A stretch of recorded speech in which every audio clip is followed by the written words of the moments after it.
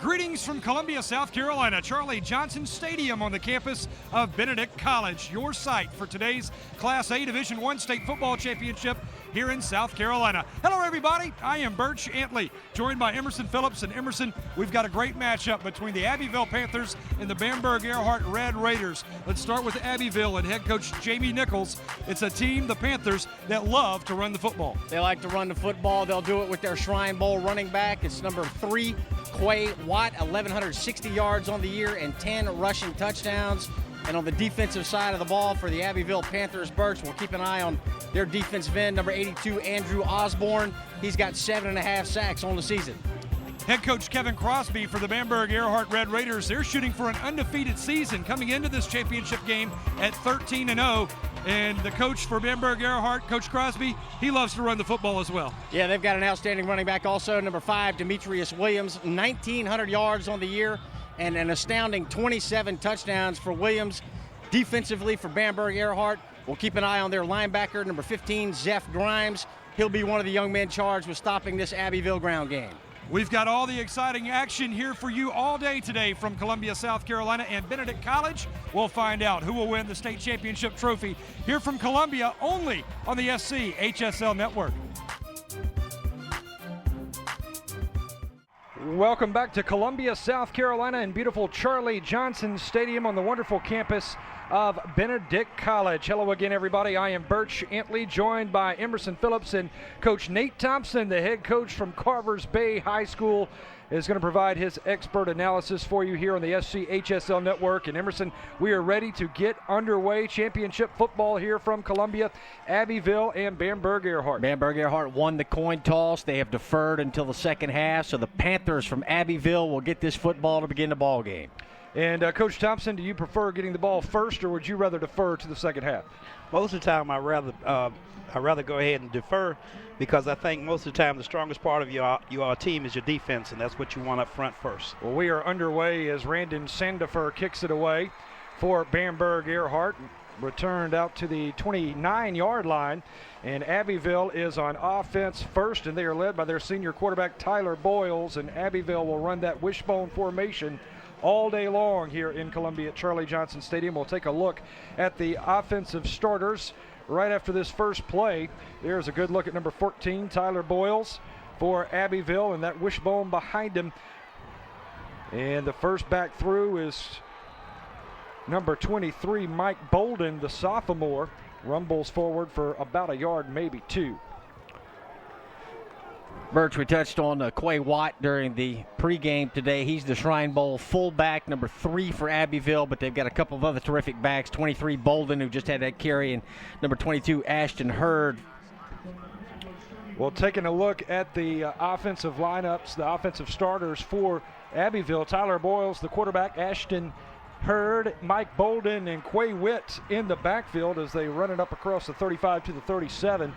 Jaquan Thomas, Colby McNeil, and Thomas Underwood on the front line for Abbeville.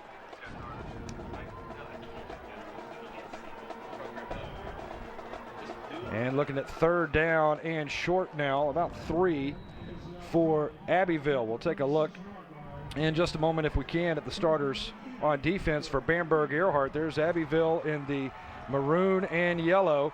Good look at the quarterback, Tyler Boyles, puts that wishbone formation behind him, digs out the snap. There's Quay Watt fighting for the marker, and he's got it, and then some across the 40 up to the 42-yard line. That's big Quay Watt. Emerson Phillips, 10 touchdowns on the year, 1,160 yards, and he's heading to the Shrine Bowl of the Carolinas. Yeah, 10 touchdowns on the year for Watt out of the fullback position. They go to him when they need tough yardage. Coach Thompson, 3rd and 3 play. Abbeville's not much of a passing team. They're going to stick with their bread and butter, and they just go with Watt right up the middle for a tough 4 yards and a first down. Well, you always go to your money man when it's on the line. Another thing you're going to notice is Abbeville every now and then will break that bone and go to a double wing. So look for that too. Boyles is going to call his own number up to the 45-yard line, so a gain of about 3 on first down, brings up second down and 7 for Tyler Boyles, the senior quarterback in the Abbeville Panthers. Yeah, right now, gentlemen, I think they're just trying to feel themselves out, trying to figure out what works and try not to do anything too dangerous right now. Splitting out wide to the left side for Abbeville, Joshua Martin. And they kind of break that bone in more of a wing formation as they hand off to Quay Watt again. And he picks up maybe 2 yards there. Coach, this is something we'll see, Coach Nate Thompson from Abbeville. They'll break that wishbone formation from time to time, kind of flex the receiver out there and kind of go with a wing formation. Oh, they will. And see what it does, it stretches your defense. In other words, it stretches the defense, plus it'll give you some misdirection because your count is real good out of that because you get more motion. Boyles, the quarterback, will step under center, puts that wishbone behind him. Like a broken play there, fighting for the marker. I think he's going to be a little bit short as Ashton Hurd, the junior running back. Yeah, I think that was kind of rushed a little bit. I don't think they meant the execution wasn't as smooth as I think they wanted it to be. But he still got positive yardage and put him in a position that they possibly could go for because they're actually over the 50-yard line. Checking back in is Joshua Martin. He'll line up as a receiver on the near sideline to the quarterback's left. Abbeville moving right to left. 4th down and 1 to go. Split back formation.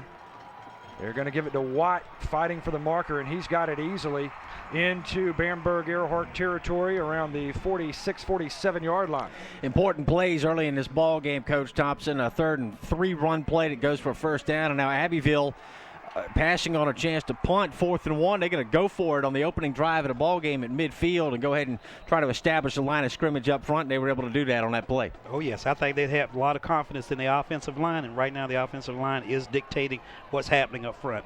Misdirection to the right side. Good running for about 5 yards across the 45 down to the 42. Mike Bolden, the sophomore, picking up good rushing to the right side of that line following the blocking of Jaquan Thomas and Trey McAllister. Thomas, the sophomore right guard, and McAllister, the senior tackle on that right side of the line. So already we've seen Abbeville featuring 3 or 4 different ball carriers. Watt, Hurd, Bolden, and also Josh Coates has gotten a couple of carries. So they're going to feature plenty of ball carriers today, get a lot of people some touches on this opening drive.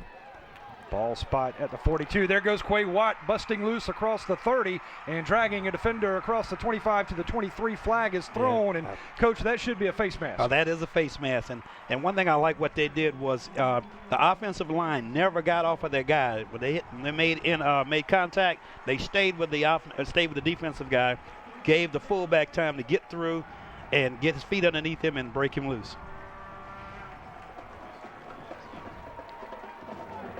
7:44 remaining here in the first quarter. The penalty is indeed a face mask against Bamberg-Ehrhardt. Yeah, they got number 21, O'Keefe Jones, a defensive back, for the face mask. He saved the touchdown, but he did get a piece of the mask, and they'll tack on extra yardage for that infraction. Forrest Grice, the senior receiver, out wide to the left side, and Boyles puts that wishbone formation behind him. Is going to hand off to Bolden. Bolden slips up to the 15-yard line. They'll actually spot it around the 14 and check that. It was actually number 24, Josh Coates, the junior, into the ball game for Abbeville. 7:13 left here in the first quarter. Abbeville eating up a lot of clock on this opening drive that started around their own 27-yard line.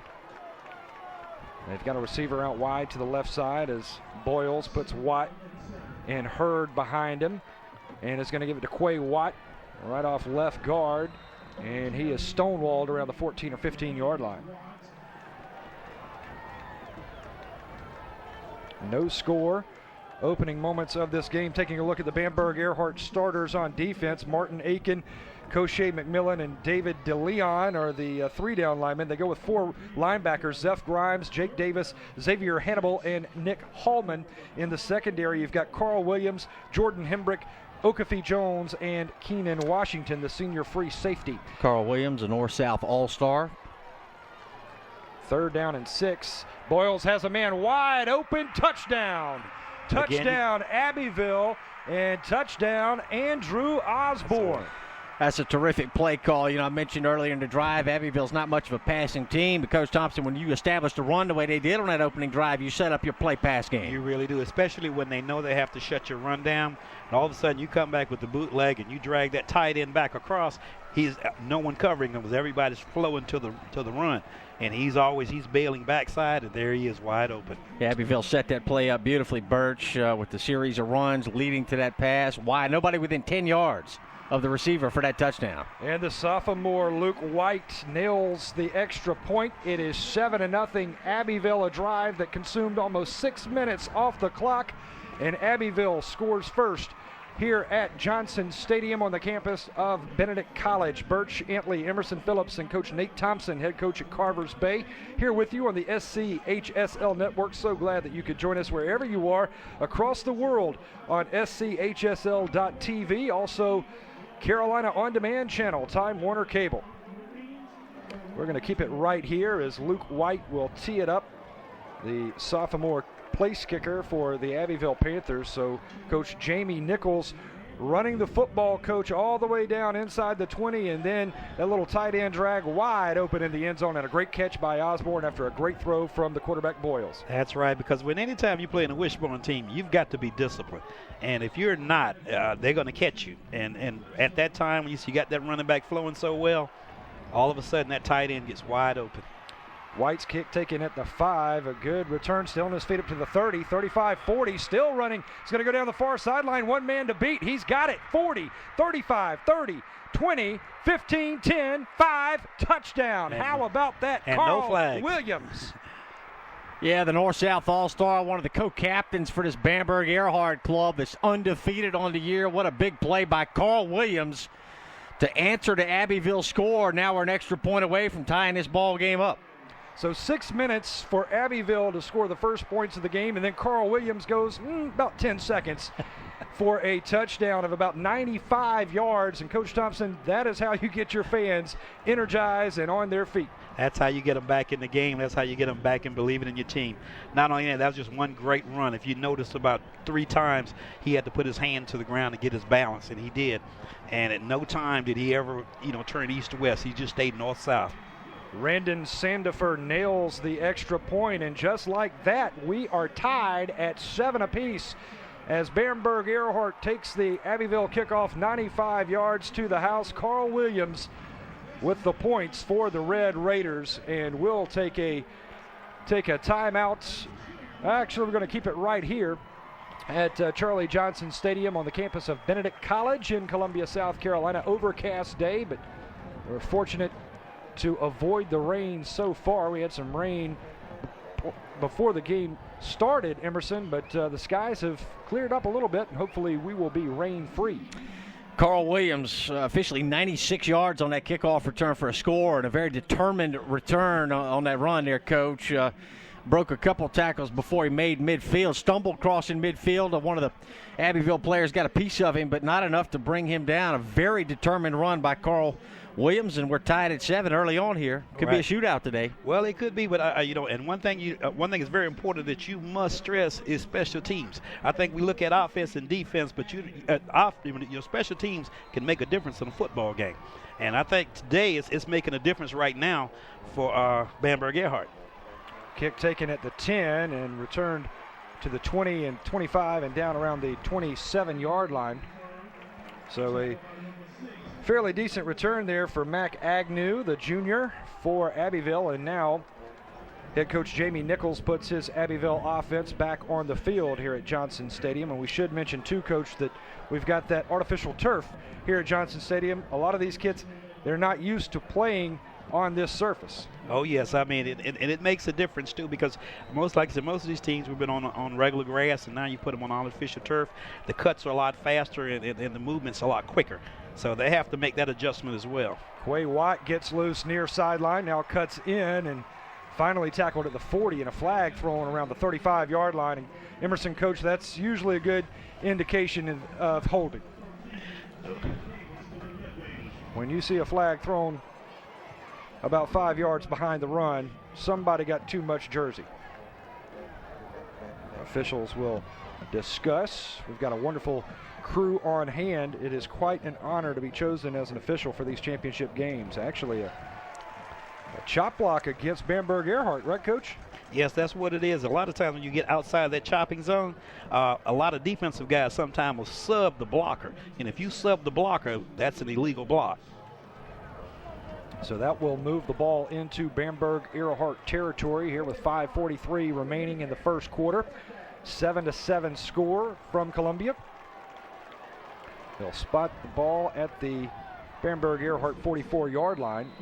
So a first down for Abbeville. That backfield of Watt, Hurd, and Bolden. And it's going to be Hurd with the carry. Ashton Hurd with 1,400 yards on the season. Taking a look at Bamberg-Ehrhardt's offensive starters, even though they're on defense right now. Randon Sandifer is the quarterback. Demetrius Williams, Okafi Jones in the backfield. Carl Williams is the senior wide receiver who just went the distance, 96 yards for the touchdown on the kickoff return. And we'll finish up with Bamberg's offensive starting lineup in just a moment after this play from Abbeville. Single setback is Watt, and he gets loose near sideline to the 25 and inside the 25 around the 23-yard line. So a good hard run by Quay Watt, the Shrine Bowl All-Star for Abbeville. Over 1,100 yards rushing here in 2010, 10 scores. 5 minutes remaining here in the first quarter of action. 7-7 score, and Abbeville is at the 24-yard line. We've got our first timeout of the day. This one taken by the Red Raiders of Bamberg-Ehrhardt, and we'll take a timeout with them. From Charlie Johnson Stadium on the campus of Benedict College, it's 7-7, Abbeville and Bamberg-Ehrhardt. This is the SC-HSL Network. 5 minutes remaining in the first quarter, and we're tied at 7 apiece in this championship matchup between Abbeville and Bamberg-Ehrhardt. Abbeville looking at first down and 10, and they're going to send Mike Bolden off to the right side of the line for Emerson, about 2 yards. 5 different Panthers have carried the football already for Abbeville. Quay Watt leading the way, 7 carries for 58 yards. And Coach Thompson, Abbeville's closing in on 100 yards rushing here in the first quarter alone. But the big kickoff return, 96 yards for a score by Carl Williams, has got us tied at 7. That's true, and what Abbeville is trying to do is really wear down that defense. They're sending back after back, so they're not sending just the same back. So the back's coming in fresh and ready to go. And this is an Abbeville defense, coach, that's been on the field almost 8 minutes. There's an option pitch out to the right side, and the defense for Bamberg-Ehrhardt handles it well, strings it out well to the left side of the line. And that's one thing we need to mention. This defense for Bamberg-Ehrhardt, they've been out there huffing and puffing, coach, because Abbeville has held on to the football for nearly 8 minutes now as Bamberg-Ehrhardt got the quick strike score on the 96-yard touchdown return. Right, that's true, and that's what I say. Your defense comes right back on the field, and they have to play. And Abbeville's doing a very good job of coming in and having a back after back and not trying to run just the same back. They'll break that bone out now, and they'll give it to Quay Watt. Is hemmed up behind the line of scrimmage, swallowed up there around the 17-yard line, and nothing doing for Quay Watt. Great job defensively for Bamberg-Ehrhardt. In on the tackle for Bamberg-Ehrhardt, those linebackers, Zeph Grimes and Jake Davis. Well, that time you noticed that Abbeville went with the double wing. And that double wing, they're trying to run it, what you call like a stretch play, and those linebackers stunted on that play. When they stunted, there was no one to pick them up. And they had great penetration. Huge play here for the Bamberg-Ehrhardt defense as Abbeville is going to set to go for it here on 4th down and 3. Single setback out of that wing formation. They'll send a man in motion from left to right behind the quarterback Boyles. Now Boyles backs up and will call a timeout. He was trying to get that Bamberg defense to jump. We'll keep it right here as we've got a timeout on the field taken by Abbeville. And obviously, Coach, they were trying to use that cadence and get the Bamberg defensive linemen to jump over the line and pick up an easy first down. Exactly. They were trying to go on a quick cadence, get to the ball, get on the line, everybody get down, and he gets started, barking his signals, and all of a sudden, if you get into that routine, the defensive lineman, if he's not aware of the ball, he will jump. Yeah, teams that made state championship are pretty disciplined, Coach. They're going to stay at home on a 4th and 2 play like that. Those defensive linemen from Bamberg-Ehrhardt know not to jump across the line on the hard count. Exactly. They did an excellent job. They were disciplined right there in that spot. And, and as tired as they are, that's pretty good, because a lot of times when kids get tired, that's usually when you get the mistakes. And I think they've done a great job so far of just being disciplined up front.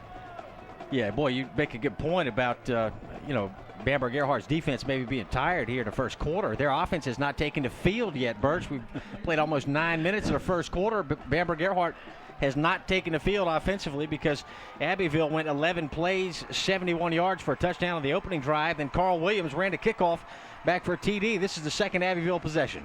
Tall sweep out left side, Quay Watt, and he was tripped up right at the 15-yard line, and I don't think he got there.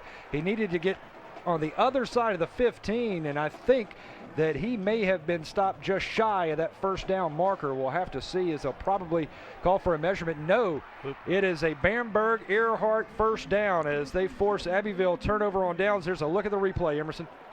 Well, that's the play prior on the option pitch out to the right side. And they tried to go Quay Watt to the left on the toss sweep, Coach, and Bamberg-Ehrhardt right there to swallow it up. Yeah, number 5, De'Arius Stewart, he came through as a DB, came up really quick. When he came up quick, it didn't give a chance to get his shoulder square up the field. By not letting that back get his shoulder square up the field, he's able to make that tackle because the back don't have that power to turn it up. So for the first time today, we see the offense of the Red Raiders of Bamberg-Ehrhardt. They're led by senior quarterback Randon Sandifer, and they'll go in that wishbone formation as well. Handoff to start this offensive series to Demetrius Williams. Williams with 27 touchdowns this year, nearly 2,000 yards rushing at 1,975.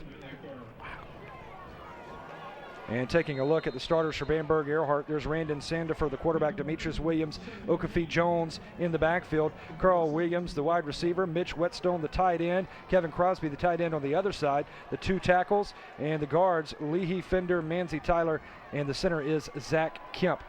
Looking to pass, Bamberg-Ehrhardt almost hit in the backfield, lets one fly, but I believe an Abbeville defender may have gotten a big paw on it, and the pass from Randon Sandifer falls incomplete. Yeah, I believe that was 82, Andrew Osborne, who got a piece of the arm of the Sandifer as he was trying to uncork one deep downfield. Abbeville got pressure, and then Osborne came in, got a piece of the arm. Right, that pocket collapsed quicker than he wanted it to. He tried to step up, but there was no room to step up to give him a clear throw. So that sets up third down and about 8 now for Bamberg-Ehrhardt deep in their own territory around the 16-yard line. Wishbone formation behind the quarterback Sandifer. Little misdirection play there, and the running back will slip and fall. That's Demetrius Williams. So Abbeville's defense forces Bamberg-Ehrhardt to go 3 and out, and that defense is going to come right back onto the field. That's true. And like I say, right now, Bamberg-Ehrhardt's got to worry about making sure their special teams, are in play, because right now they're backed up on their end of the end zone, and they want to make sure that they can get this ball off and without any complications. Yeah, the deep snapper has to be very focused right here, Coach, and so does Sandifer, the punter. He has to make sure that he handles this snap.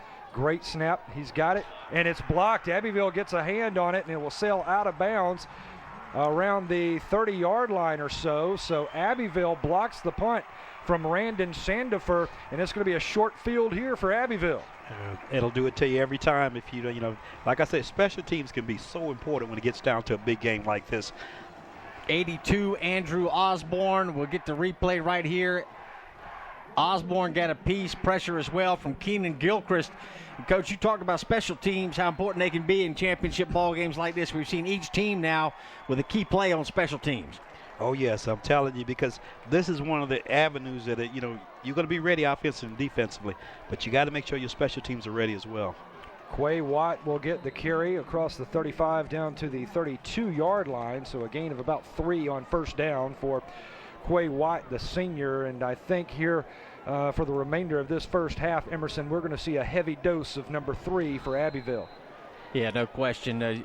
Quay Watt had it a big year, over 1,000 yards, over 1,100 yards on the season and 10 touchdowns, and they're going to continue to try and salt this clock away and establish that line. That's a good open field stop right there, Birch. Well, great open field stop there by Bamberg-Ehrhardt. I believe that was Jordan Hembrick, the defensive back, kind of coming up playing linebacker really and truly on that play, more like a bandit, and he just comes in and makes a great stop on number 3, Quay Watt. Oh, yes, and that's what they're doing now. If you're going to give them 2 tight ends or 1 tight end, and they're going to take that other corner, and he's going to walk up and play like that outside linebacker. And once he sees it, he's just sprinting to the football, and they let the free safety cover for him. Less than a minute to play here in the first quarter, and Boyles wants to throw. Is going to be flushed out of the pocket and is going to be dropped around the 32, 33-yard line. So no gain on the play, maybe a yard, and that's going to set up 4th down and long here for Abbeville with just under 16 seconds to play here in the first quarter. Let's take a look, if we can, at the replay here. What happened, Coach? I think right here, this is a good coverage sack right here.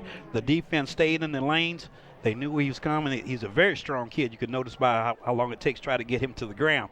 But the major thing is a good coverage sack, because the DBs made sure that whoever is out on those pass patterns were covered. And that when he looked down and didn't see it, he had to tuck it and run, and the defense stayed where they needed to be. We've got an injured Red Raider on the field. They're attending to him at the 30-yard line. So we'll take a break here from Columbia and Benedict College. Johnson Stadium. It's 7-7. Abbeville and Bamberg-Ehrhardt here on the SC HSL Network. 7-7 score here in the Class A Division I state championship game from Columbia. And Abbeville looking at 4th down and long in Bamberg-Ehrhardt territory inside the 35-yard line. Looks like they're going to go for it here on 4th down. Reverse and nothing doing. Abbeville can't connect as number 15 comes up with another big play. Zeph Grimes for Bamberg-Ehrhardt. And how about that, Emerson and Coach Thompson?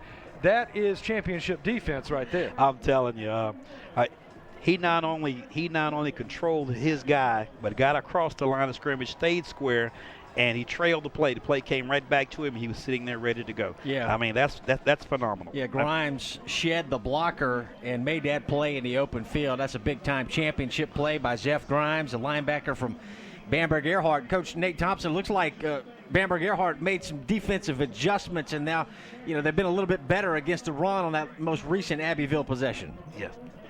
All right, we're going to take a timeout. When we come back, we'll have the second quarter action here for you from Columbia. This is the SC HSL Network. It's time to get the second quarter underway. It's a 7-7 score. Bamberg-Ehrhardt and Abbeville, and Bamberg back on offense after making a great stop on 4th down, forcing Abbeville to another turnover on downs. And Bamberg-Ehrhardt starting quickly with Demetrius Williams running the football out to the far sideline. Right. I know, Emerson, I know you'd asked me earlier about what they were actually doing, what the Bamberg defense was differently. It's what they did was they started putting their corners in the play. At one time, the corners were just, sitting back trying to play pass, but now they're putting their corners in the play when they get on defense. Yeah, helping out and run support. And I tell you what, Bamberg-Ehrhardt wants to get number 5, Demetrius Williams, cranked up on offense. Here he is right here, Birch. Yeah, works it outside in, picks up the first down across the 45 up to the 48-yard line. Great run for Demetrius Williams. We spotlighted Demetrius Williams before the game in our opening segment. 27 touchdowns, nearly 2,000 yards. Defensive starters for Abbeville in that front line: Andrew Osborne, Keenan Gilchrist, DeMarcus Robinson, and Justin Wood. Jermaine Willis, Butler, and Brown, the linebackers. And the secondary is made up of Tevin Boyd, Kelvin DeVoe, Reggie Thomas, and the strong safety, the junior Rod Marshall. 1st and 10 for Bamberg-Ehrhardt out of the wishbone formation. Williams, here he goes again, into Abbeville territory inside the 50, down at the 48-yard line. Coach Thompson, these big-time running backs, they want to get 3, 4, 5, 6 carries in a row. They're not wanting to get a couple touches a quarter. They like to get that good sweat broken. They like to get a feel for the speed of the game and go ahead and get their legs underneath them early in the football game so that they can run hard. I know these big-time backs like to get as many carries as they can get. Oh, they do. Once you get a back lathered up, I mean, he gets better by more touches he gets. The less touches, the harder. It's harder really for him to get his legs warm. And there is going to be a big-time sack for Abbeville, a loss of 1, maybe 2 yards as they got to the quarterback, Sandifer. And that's going to bring up a 3rd down and long now. Take a look at this replay, and Coach Thompson, defensive pressure right there.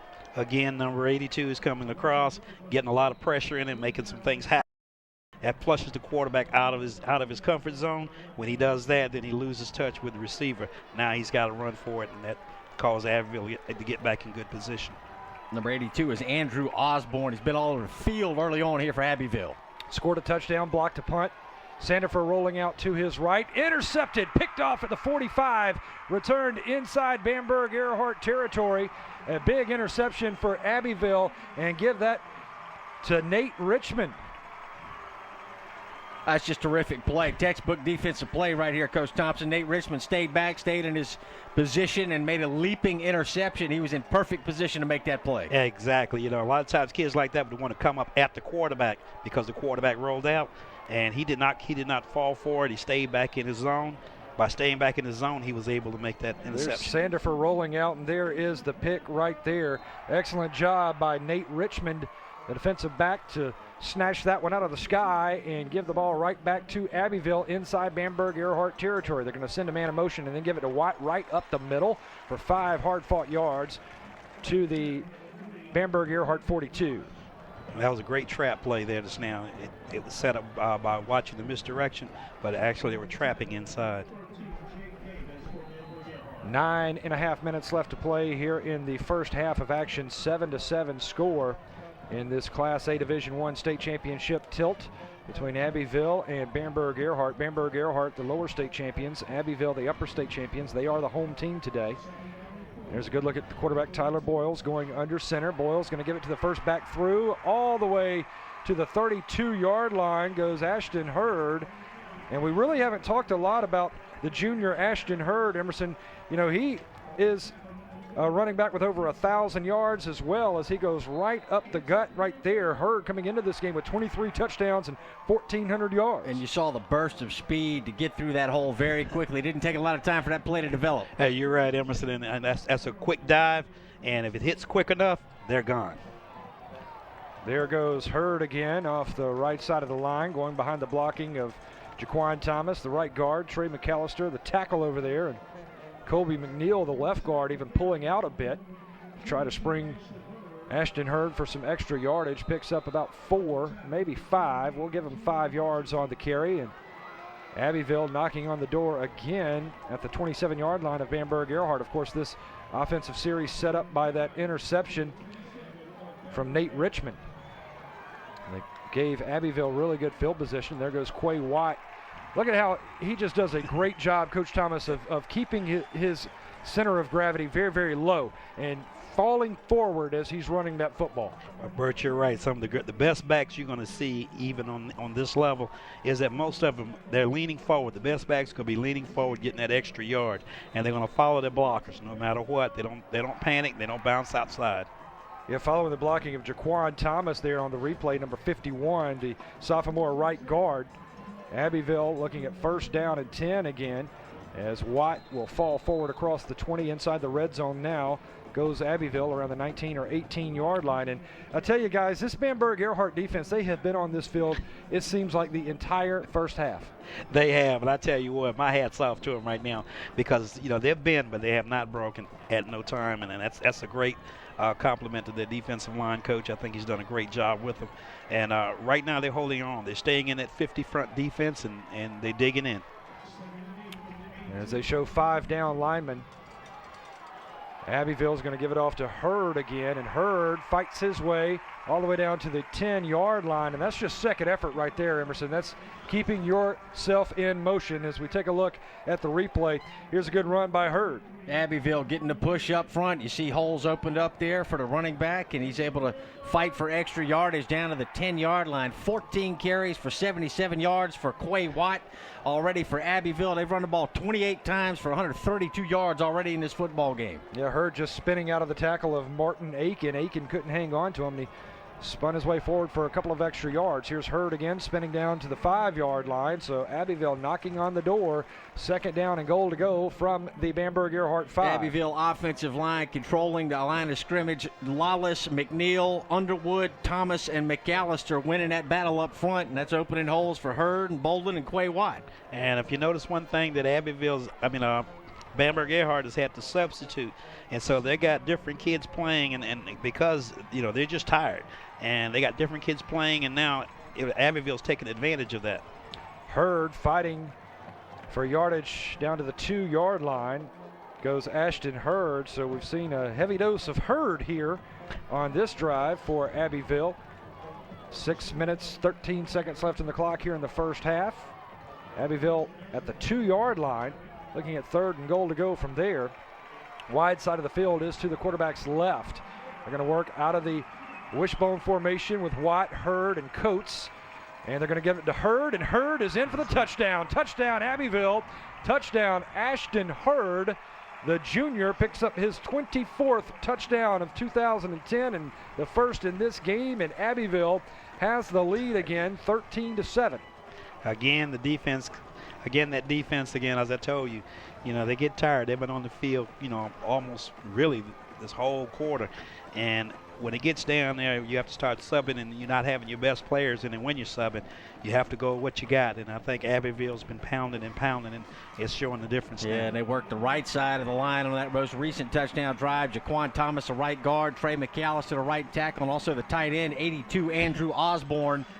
They did a lot of damage on that Abbeville drive, and Abbeville leads it by 7. Yeah. So we'll take a timeout here as Abbeville has the lead 14-7 with 5:55 left to play in the first half. This is the SCHSL Network. We're back in Columbia, 14-7. Abbeville goes on top of Bamberg-Ehrhardt behind the rushing of Ashton Hurd. And, of course, that drive set up by the turnover, the interception, Nate Richmond, as he picked off the pass from Randon Sandifer. And Ashton Hurd, it was all Ashton Hurd in that series. A 9-play, 47-yard drive for Abbeville, all running plays. Oh, yeah. I think that they started keying on Quay. And once they started keying on Quay, they went away from him to Hurd, and it made the difference. High end-over-end kick taken by Williams. Demetrius Williams, who's already returned one for a touchdown.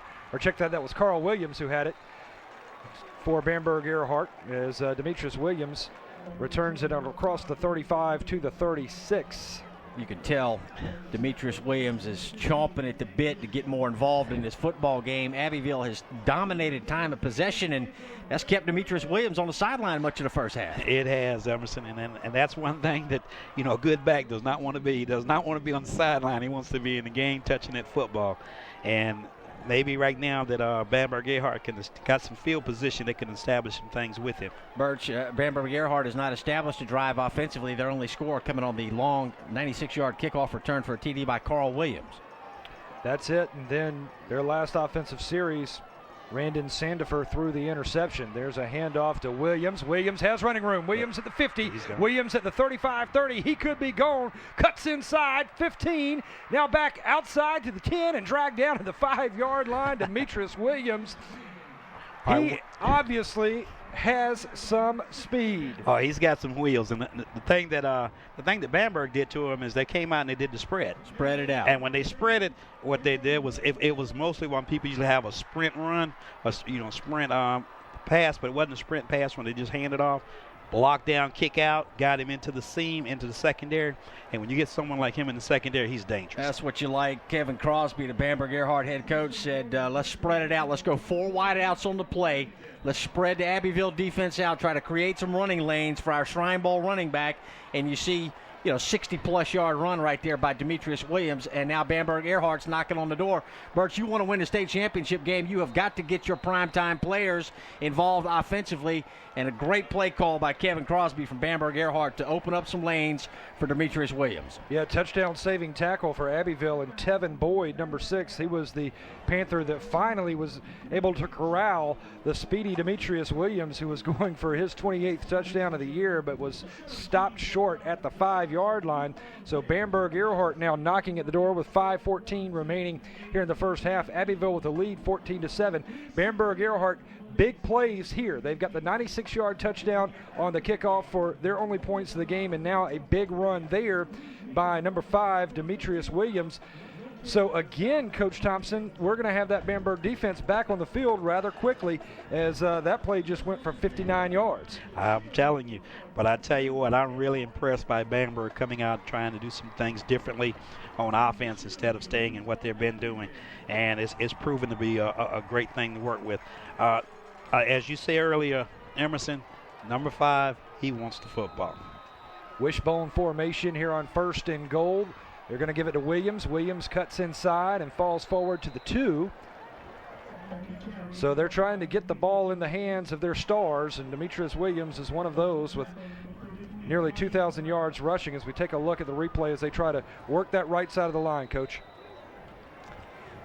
Birch, this is what makes championship football so much fun. You got quality players for both teams. Both teams obviously have worked throughout the year, going back to the summertime and lifting weights during the offseason. And, everybody's going to put it on the line today. It's 48 minutes of football and a lifetime of memories, and we're going to find out what these young men are made of. And great to see Demetrius Williams. You can just tell by the way he's carrying himself, Coach. He wants the football. He's frustrated his team's been behind. He hadn't been able to get the ball as much as he likes in the first half, but they spread the field out and bang, 59 yards later, Abbeville's got the ball down at the 2-yard line. I'm telling you. got a receiver out wide to the left side. Sandefur's going to roll that way on the bootleg. Nothing doing. Abbeville's defense stays home, and they eat that play up. Yeah, they tried to run a naked boot on that. What you call a naked boot is when you just got just a quarterback rolling out, everybody's going back the other way. But what they didn't, I don't think what they picked up on was with Abbeville, they're slanting everybody inside right now. They're going to stop Demetrius. And in the process of slanting inside, that quarterback's got to really get outside. He tried to turn it up too soon and ran right into the slant. And number 15, Nate Richmond, stayed at home, turned the quarterback back to the inside right there. Great play by Richmond, who had the interception earlier in this first half. 4th down, goal to go for Bamberg-Ehrhardt. Ball spot between the hatches. They're going to put it in the hands of Williams, trying to find some blockers. Dives for the end zone. Did he get in? There's a flag near sideline as well, and this could be holding against Bamberg-Ehrhardt. That would be my guess, and that is the call. Holding Bamberg-Ehrhardt, so Abbeville will most likely decline that penalty, and it will be a turnover on downs. I believe they marked him short of the goal line, in which case it would be a turnover on downs. But, of course, if he got in for the touchdown, Abbeville will have to take the penalty. Exactly, and I think that's what really they're looking at right now is from what I see with the officials standing, he's standing right at the 1-inch line.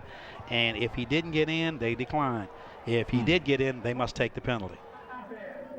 Declined. He was marked short. It was awfully close down there, Birch, and we're a long ways from the action, but the officials right there. Look at that, an inch short of the goal line on a terrific effort by Demetrius Williams. Just couldn't quite get enough to get it in, and that'll give it back over to Abbeville. 3:29 left in the first half. Yeah, our camera operators all over that here on the SCHSL network. Just a beautiful looking shot there for you to show you how close Bamberg-Ehrhardt was, but how about that defensive stand, the goal line stand there for Abbeville? Well, you got to play some defense now, Coach Thompson. You come up with a stop right here. You got a chance to get excellent field position, and Bamberg-Ehrhardt could get the ball back, likely in Abbeville territory, if they can get a 3-and-out. Exactly, and they still got time at 3:29. They still have time.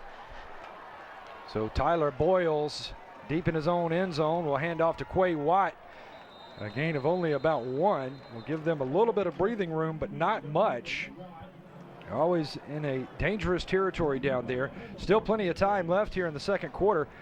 Just over 3 minutes to play here in the half, and Bamberg, they can stop the clock twice.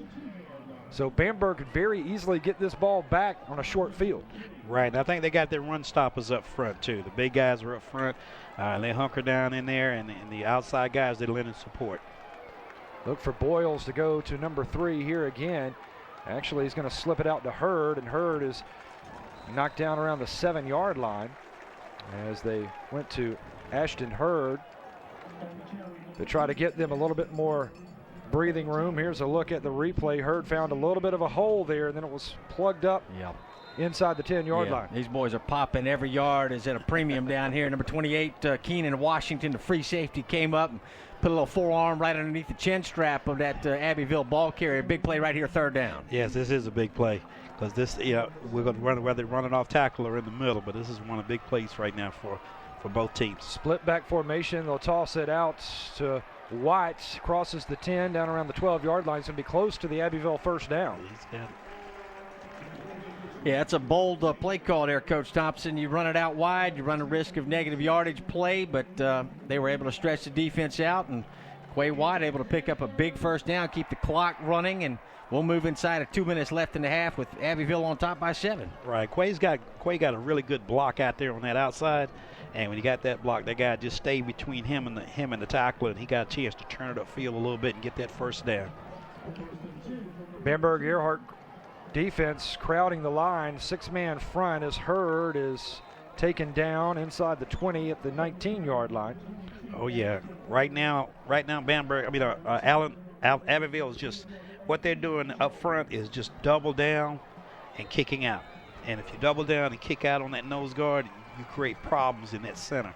And that's what Abbeville's doing up front. And that helps them control that line of scrimmage. Abbeville, they're just going to try to wear down that Bamberg-Ehrhardt defense that has been on this field here at Johnson Stadium for a long, long time here in the first half. 5-man front now defensively for Bamberg-Ehrhardt as they run a little misdirection, and then right up the middle with Quay Watt as they had sent Hurd in motion, and then Watt just dives ahead close to the 1st down marker. Yeah, again, you see the same thing that they do with that, blocking down and kicking out. 16 carries, 84 yards. Check it, 17 for 90 now for Quay Watt. And little trap handoff right there, and they did a good job to run the fake to the right side, and that hole opened up for him up the middle. Another Abbeville first down. Less than a minute to play here in the half, and Abbeville decides to go outside this time with Mike Bolden, and Bamberg-Ehrhardt is there on defense to contain Bolden. You see a big tackle there for Bamberg-Ehrhardt and Manzi Tyler, that big defensive lineman. This is the buck sweep here, Coach, out of the wing tee. Yes, it's designed to, like another stretch play. It's designed to try to get outside and give a back chance, give him some room to turn it up if he can. But again, Bamberg-Ehrhardt played a great job. Yeah, Cochet McMillan actually in on that stop for Bamberg-Ehrhardt. Abbeville, they'll go outside again. He needs to get to the boundary, and he does. Down the field goes Hurd at the 35, and finally tackled with 10 seconds left in the half. And Abbeville with 2 timeouts, and they have time to try to score a quick one, and they have a really good kicker in sophomore Luke White. What an outstanding job by Ashton Hurd to stay in bounds as he turns the corner. It's the same play they ran on the last play, only this time to the opposite sideline. And look at him tightrope the corner here and keep his feet in bounds while running away from that Bamberg-Ehrhardt defensive pursuit. And they get a timeout here with 10 seconds left in the half. They'll get a chance to possibly get 3 here right before halftime. What a big play. That's a great play there. Again, they ran it to the other side, came back and ran it back toward this side. And the thing about it is when you got 2 good backs, you can do things like that. They have 2 or 3 good backs there, and Bamberg-Ehrhardt just can't key on one. If they do, they're going to get killed.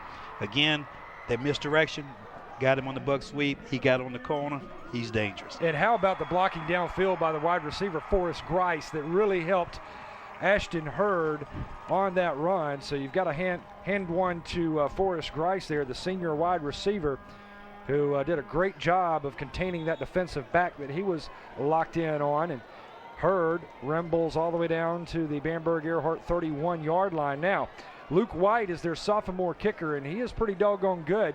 I'm thinking his range is probably about 35-37.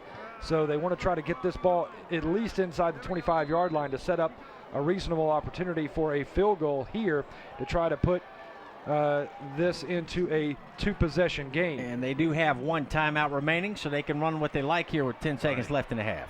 Boyles in the shotgun, looking to pass, has time, throws downfield for Watt, has it, touchdown, or did he step out of bounds? He did step out of He bounds. got forced out of bounds at about the 15-yard line. It'll be interesting to see how they rule this here. I saw the play, Burst. The receiver got elbowed out of bounds. He ran back in bounds and caught the ball for the touchdown. Boyles put it right on the money, but Watt was bumped out of bounds.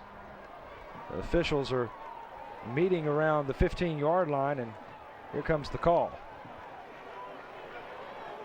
An eligible receiver downfield is what they're going to rule it. Yeah, because he stepped out of bounds and came back in, but he clearly got bumped out. Yeah, let's take a look at the replay here.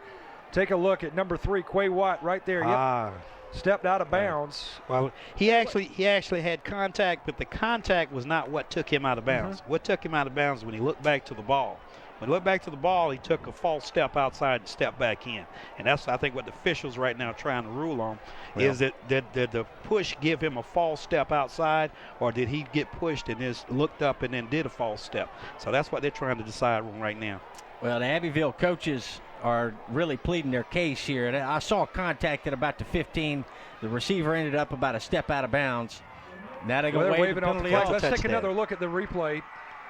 All right, let's take a good look at this, Coach Thompson. There goes Watt. There he steps out of bounds and now back in. Yeah, he took several steps out of bounds and then returned to the field of play. That'll be the source of some controversy as folks talk about this game in the months and weeks to come. But I believe it was a good call. Yeah, the official's right there. Yeah, I thought he was clearly forced out by the contact from the defensive back. Right, he did have contact. And when you have contact, that gives you a little bit of leeway. And I think officials, they're going to be fair on the field of both teams. So they had a chance to. If you're Bamberg-Ehrhardt, you're thankful that it's not a touchdown. Of course, they're sending Luke White in for the field goal. No, it is a touchdown. They did rule. Okay, they didn't put it on the board. Okay, it's so it is a touchdown. So a touchdown pass from Boyles to White with 2.8 seconds left on the clock here at Johnson Stadium. And Luke White, the sophomore kicker will be on for his third try of the day. Perfect so far. And he'll take the hold from Tyler Boyles as you get a good shot there from the end zone. Looking straight at number 81, Luke White, as the officials had to head over to the Bamberg-Ehrhardt side of the field and explain the call to head coach Kevin Crosby. And that's why we have the delay. The touchdown opportunity. The opportunity to throw that touchdown pass was set up by that 41-yard run on the sweep around the right end by Ashton Hurd, and a great job by the receiver Forrest Grice, as you mentioned, Birch, to block downfield and allow Hurd to pick up big yardage down once he got through the secondary. That's true. So here's the extra point, and it is true, and it is a 21-7 ball game now. Abbeville on top of Bamberg-Ehrhardt. Ashton Hurd with the big run, and then the touchdown pass. Tyler Boyles connecting with Quay Watt. The officials right there on that play, and they did indeed rule it a touchdown. As you look at the Abbeville sideline, a very jubilant sideline there, and there's a good look at Coach Nickles in the middle of the huddle for Abbeville. And he is probably telling his special teams, whatever you do, when you kick this football, do not kick it to number 7. I tell you, he's a dangerous man with the football when you kick it to him deep. Right now, I think I think Bamberg-Ehrhardt just right now want to get up out of here, and you know that defense does. Right, and they're in a situation where I don't think they're out of this game. I think they realize they can play with Abbeville, and what they need now is just keep their cool heads and keep doing what they've been doing. Little squib kick action that will be taken around the 35-yard line up to the 40, and finally bumped out of bounds near midfield, and that will be the end of the first half of action. So, with 2 quarters in the books, Abbeville with a 14-point lead over Bamberg-Ehrhardt, 21-7 here in the Class A Division I State Championship game at Johnson Stadium on the campus of Benedict College in Columbia. Birch Antley, Emerson Phillips, and Coach Nate Thompson here with you, and we will return for second half action. We'll also speak with Commissioner Jerome Singleton, Commissioner of the South Carolina High School League. All of that and more coming up in the second half. You don't want to miss it right here on the SCHSL Network. Welcome back to Charlie Johnson Stadium on the campus of Benedict College here in beautiful downtown Columbia, South Carolina on the SCHSL Network. The Class A Division I State Championship game. Bamberg-Ehrhardt trailing Abbeville right now 21-7 after 2 quarters of play. Hello again, everybody. I am Birch Antley, joined by Emerson Phillips and Coach Nate Thompson, the head coach over at Carvers Bay High School. And Coach Thompson, you've been here before in these championship games, taking your team to the championship several times. And what do you think is going through the minds of Coach Kevin Crosby and his staff right now as they saw their Red Raiders go down by 2 scores late in that first half? I think right now his thing is just keep the kids focused. I've seen these games turn on a dime, especially on this level. But what he has to do is keep them focused, keep them still believing in what they're doing. Right now, they're behind by 2 scores, and that doesn't mean they can't come back in this game. So if he keeps them focused, they'll be okay. All right, Emerson Phillips, let's take a look at the first half stats. Here we go. Yeah, nearly 3-1 time of possession in favor of Abbeville. Birch, I had 40 plays on offense for Abbeville to 13 for Bamberg-Ehrhardt in the first half. So Abbeville's ground game really chewing up a lot of time and controlling the clock in this first half. And you go back to late in the first half, Birch, Bamberg-Ehrhardt had that run by Williams. It was stopped an inch short of the goal line on 4th down, and we thought Bamberg-Ehrhardt might be able to get the football back if they could get a stop deep in the Abbeville end, but Abbeville ends up making a big play on that run by Ashton Hurd, and they end up throwing the touchdown pass with 3 seconds left in the half. It looked like it could be 14 all going into half, but Abbeville made a couple of key plays, one on defense and a couple on offense, and now they lead by 2 scores going into the second half. So 24 minutes of action remaining, but still plenty of time for Bamberg-Ehrhardt to get back in this football game. Ashton Hurd had 13 carries for 101 yards, and Watt with 17 carries for 90 yards, and Watt also caught the touchdown pass right before the half. Yeah, look at the difference in total yards offensively, 256 for Abbeville compared to Bamberg-Ehrhardt, only 82 yards. for Bamberg-Ehrhardt. So Abbeville really eating up a lot of clock and eating up a lot of yardage here at Johnson Stadium as well, especially on the ground. Let's take a look at how these two teams arrived here in Columbia. Bamberg-Ehrhardt, your lower state champions in round one, defeating C.E. Murray 38-6. Then a big win over Ridgeland 49-6, and a tough game against Hemingway, a game a lot of folks thought Hemingway would win, but Bamberg-Ehrhardt wins the lower state championship by 3. Abbeville, the upper state champions, destroyed Blacksburg 56-7, shutting out Calhoun County 24-0, and then a big win for the upper state crown, defeating a very talented Lamar team 20-12. Yeah, Lamar only lost 2 games all year, and it was to the 2 teams playing here today. They lost to Abbeville, obviously, in the last round, and Lamar lost to Scotts Branch during the regular year. And we were talking also about that Bamberg-Ehrhardt win over Hemingway. Coach Thompson, Hemingway had allowed the fewest points in the state of South Carolina. Nearly 200 high schools here in the state, and Hemingway had given up the fewest number of points, 40 points allowed, until that Bamberg-Ehrhardt game last week. B&E beat Hemingway 17-14.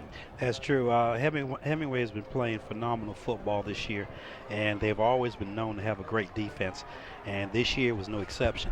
But what Bamberg-Ehrhardt did was they did basically spread a lot, and they ran that bone, and they really did a lot of power game. And matter of fact, they controlled the clock during that game, and basically what Abbeville's doing to them, they did to Hemingway.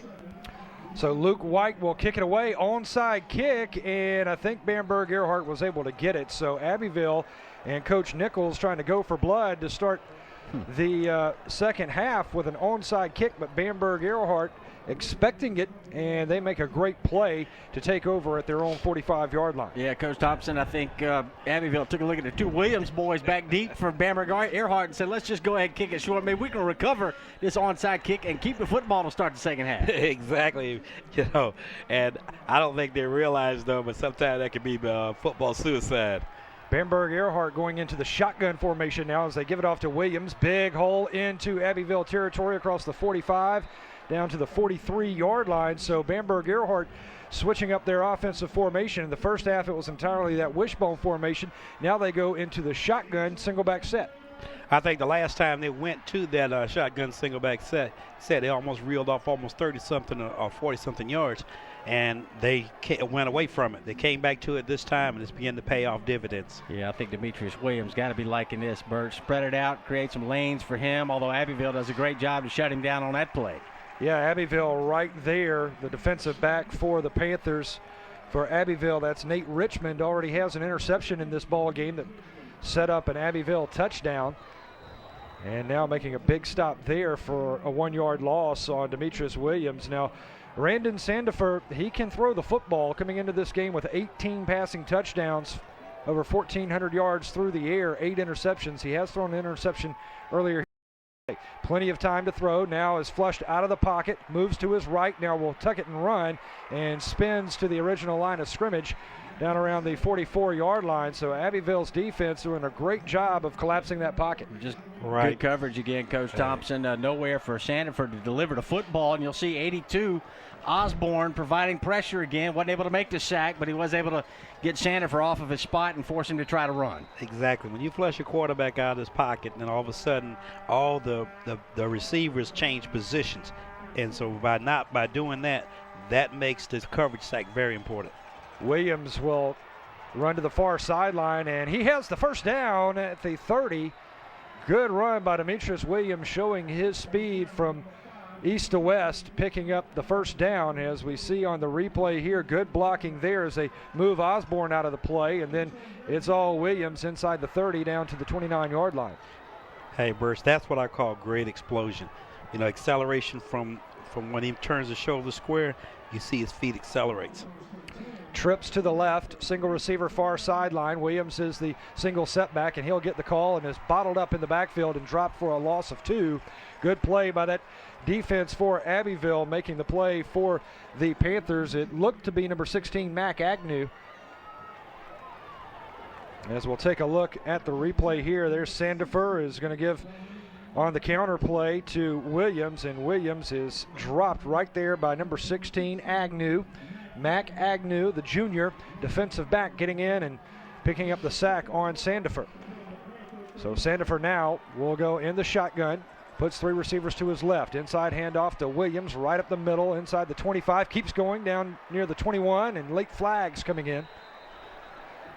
Boy, Williams bucking like a bronco coming through that hole, Birch. You'll see him toss off a couple of would-be tacklers to pick up almost 10 yards, and we'll check the penalty here, but I like the effort from Demetrius Williams. You got to get this young man involved. He had that 59-yard run in the first half, and they're going to tack on additional yardage for a face mask call here. Right, that's what you call an unintentional face mask, which is 5 yards. But the thing is, I go back to what you said, Emerson. He is running hard. He realizes, they're going to put this game on his back so far as offense, and he's trying to come through for them. All right, Bamberg-Ehrhardt's only run 18 plays on offense, Birch.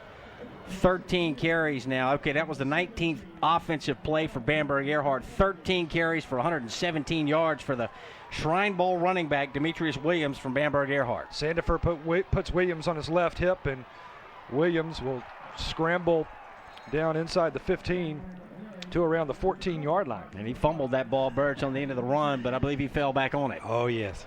That could have been very, very costly right there.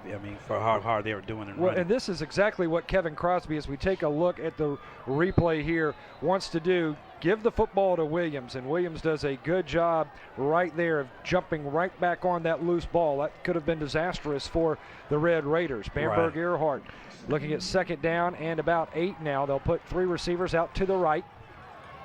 And Williams is going to get the carry and is going to counter back to his left and slips down around the 15, so no gain on the play for Demetrius Williams. Right, what Demetrius is really trying to do right here is just try to find a seam. They're just blocking man-on-man, blocking zone type, and he's just trying to find that seam and where it's at, turn it up. On that last possession, number 31, Chris Butler, almost stripped him of that football. He stuck a paw in there, and I tell you what, Demetrius was very, very lucky on that one. Fellas, I think Bamberg-Ehrhardt's going to have to demonstrate an ability to throw the football out of this 4 wide receiver set. They went 4 wides earlier and had Abbeville looking pass, but now Abbeville's looking run despite the fact there's 4 wides. Sandifer rolls out left, throw, ball is caught but dropped. No gain on the play as the catch was made by Mitch Whetstone, the slot receiver. And nothing doing for Bamberg-Ehrhardt as they have driven the ball inside the Abbeville red zone for the second time today. But they are looking at 4th down and long now. Earlier Abbeville had a great goal line stand as they stopped Bamberg-Ehrhardt in the second quarter right on the goal line. Forced a turnover on downs. Yeah, give Abbeville's defense credit. They've given up some yardage between the 20s, but they've been very good in the red zone. They have. Sandifer puts Okafe Jones as the single setback on his right, and Sandifer will roll out to his right. Under pressure, he's going to slip a tackle and falls forward inside the 15, but well short of the first down marker, and it's another turnover on downs, and Abbeville stops Bamberg-Ehrhardt, and the Red Raiders have put together a heck of a drive there, Emerson, but it stalls out inside the red zone. Twice today, Bamberg-Ehrhardt has been stopped on downs inside the red zone. Great job by the Abbeville defense. They got a 2-score lead. We're middle of the 3rd quarter. Oh, yes, they put great pressure up front. When you put pressure up front, you can get that quarterback out of the pocket. You get it one-dimensional, and that was a good thing. He can only throw to one side of the field, and they did a great job with that. Bamberg-Ehrhardt's offense holding on to the ball for nearly 5 minutes, so Abbeville's defense on the field here in the second half for, nearly the longest time in this game for Abbeville. Oh, yes. I think right now both teams, realize that they can take each other's knockout punch and survive. So right now you're going to find out that the linebackers and the DBs going to get more involved in the football game. Joshua Martin splits out wide to the right side as Abbeville is driving left to right. Single setback in the backfield is Quay Watt, and he'll get the call and rumbles forward across the 25 down to the 26-yard line. So a good run for Quay Watt. And let's take a look at the replay here. There's a good look at Boyles, the quarterback under center, taking the snap from Thomas Underwood. Turns and gives off to Quay Watt, and Watt just breaking some tackles across the 25, right. And that's where they'll spot it. Because a lot of times when you see that wing over there, you still got 3 linemen on that side, but that wing gives you that 4th man, so it's like an unbalance. Wishbone formation in the backfield. That's been Abbeville's bread and butter today as they hand off to Ashton Hurd. Minimal gain for Hurd. Hurd had a wonderful first half of action with 101 yards on 13 carries and a touchdown, his longest run of 41 yards. Yeah, 7.6 yards a carry in this football game, this championship football game for Class A here at Benedict College, and that's really been the difference for Abbeville. Their young men up front have established a ground game, and they've got almost two 100-yard backs now. Hurd's got 107 yards, Watt's got 96. And they'll give it to Hurd as he came around in motion from left to right, and Hurd is stonewalled around the 30-yard line, so a gain of about 4 for Ashton Hurd. Number 22 for Abbeville. Hurd is a junior. Had 23 touchdowns coming into this championship game. Has one here today at Johnson Stadium on the campus of Benedict College here in downtown Columbia. The sun has decided to shine on this championship game. We had overcast skies earlier in this ball game, but now it is an absolutely beautiful day. Toss sweep left side to Watt. Watt trying to pick up some tackles and does. Watt to the 40 and into Bamberg-Ehrhardt territory. Bumped out of bounds at the 37-yard line. They'll say he's out of bounds at the 40. Yeah, and a late flag coming in. They bumped him after he had gone out of bounds, so there'll be 15 more tacked on by the officials here. That'll move it down to the 25-yard line. Coach, what you like about Watt is, he's not as fast as Demetrius Williams, but he's a very deliberate runner. He allows the blocks to develop in front of him, and he's still got the speed to make the edge and pick up a big chunk of yardage. Exactly, and I think that's why he's got so much yards throughout the year, is that he knows, what his blockers are capable of, and he stays right behind them. And you'll see him break at the last minute, where virtually some other backs that are quicker, they can just get out there and go. But what he does real well is he follows his blockers on out there until he turns it up.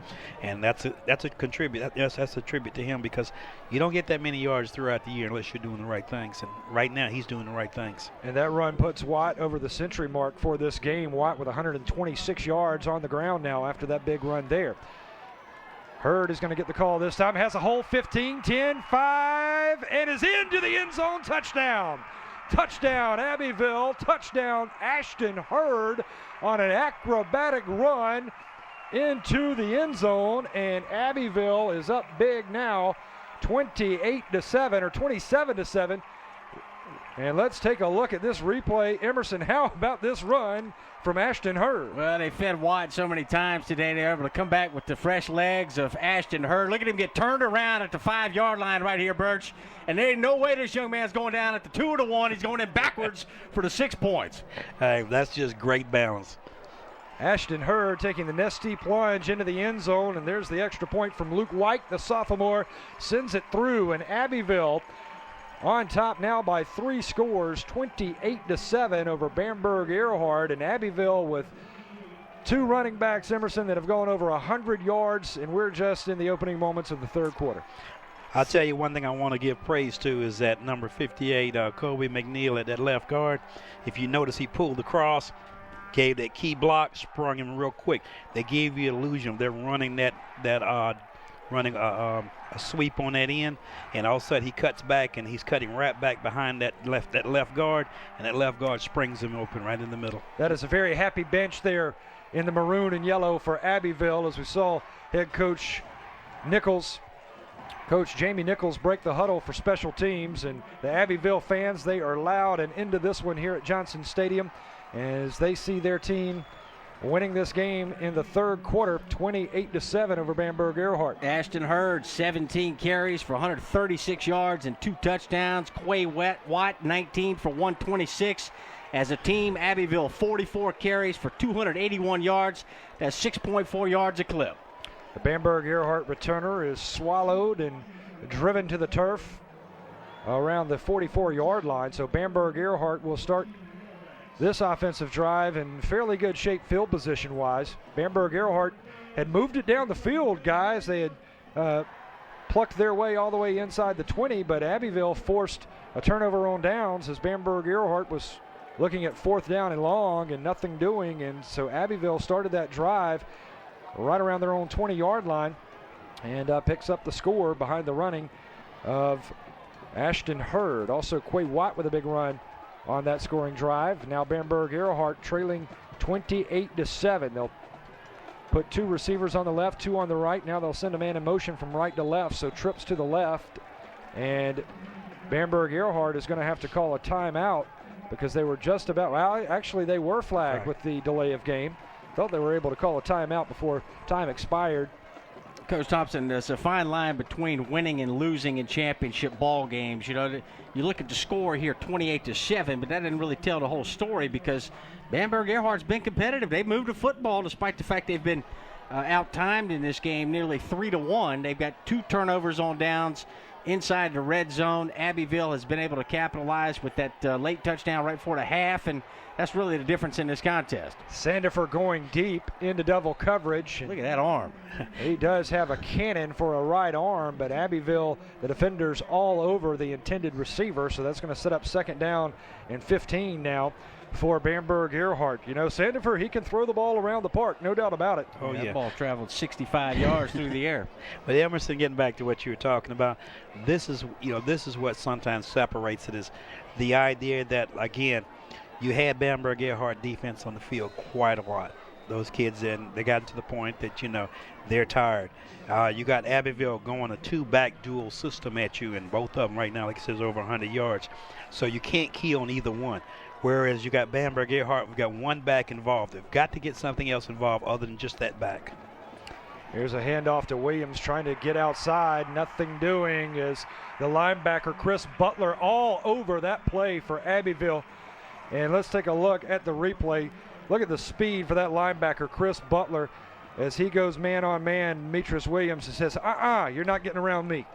Yeah, Abbeville's keying on the run, even out of this 4 wideout package. That play worked early when Williams sprung it for 59, but Abbeville's made the adjustment now, and even though Abbeville is looking at a 4 wideout package, they're still keying on the running back, Demetrius Williams. Exactly. And you got to have something else off of that, because if they're going to just keep keying on Demetrius Williams, there should be other things you should be able to do off of that could hurt Abbeville. If they don't do that, then it's going to be a long night, a long afternoon. 2 receivers on either side as Bamberg-Ehrhardt will call a timeout. They want to stop the clock with 3 minutes and 34 seconds here in the 3rd quarter. Abbeville on top big, 28-7. And Coach Thompson, this is something we have not talked about. We've been talking about how, this defense for Bamberg-Ehrhardt, they have been on the field, it seems like, all day long.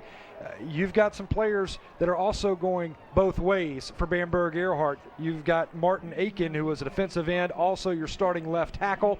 Then, of course, in the secondary, you've got Carl Williams, who's also playing on offense as a receiver. So you've Okafe Jones, he's a strong safety, has been inserted into the game as a tailback as well. So Bamberg-Ehrhardt, you've got some people that have not left this field, period, as their own special teams as well.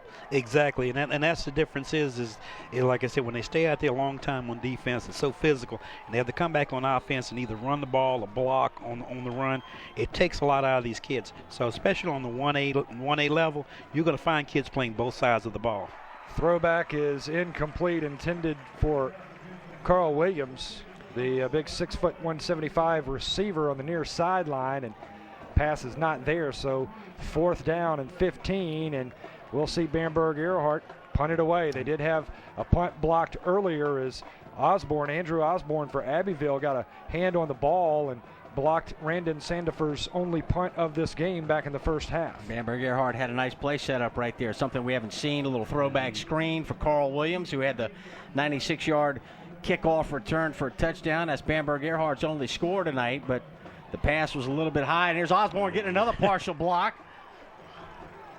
And it's going to take a Bamberg-Ehrhardt roll into Abbeville territory down at the 42-yard line. We've talked a lot about the Abbeville running game with Hurd and White each over 100 yards in this football game. But, Coach Thompson, I believe we're going to pick an MVP right now. If you were going to, you might want to select number 82 from Abbeville, Andrew Osborne. He's pressured the quarterback from his defensive end position.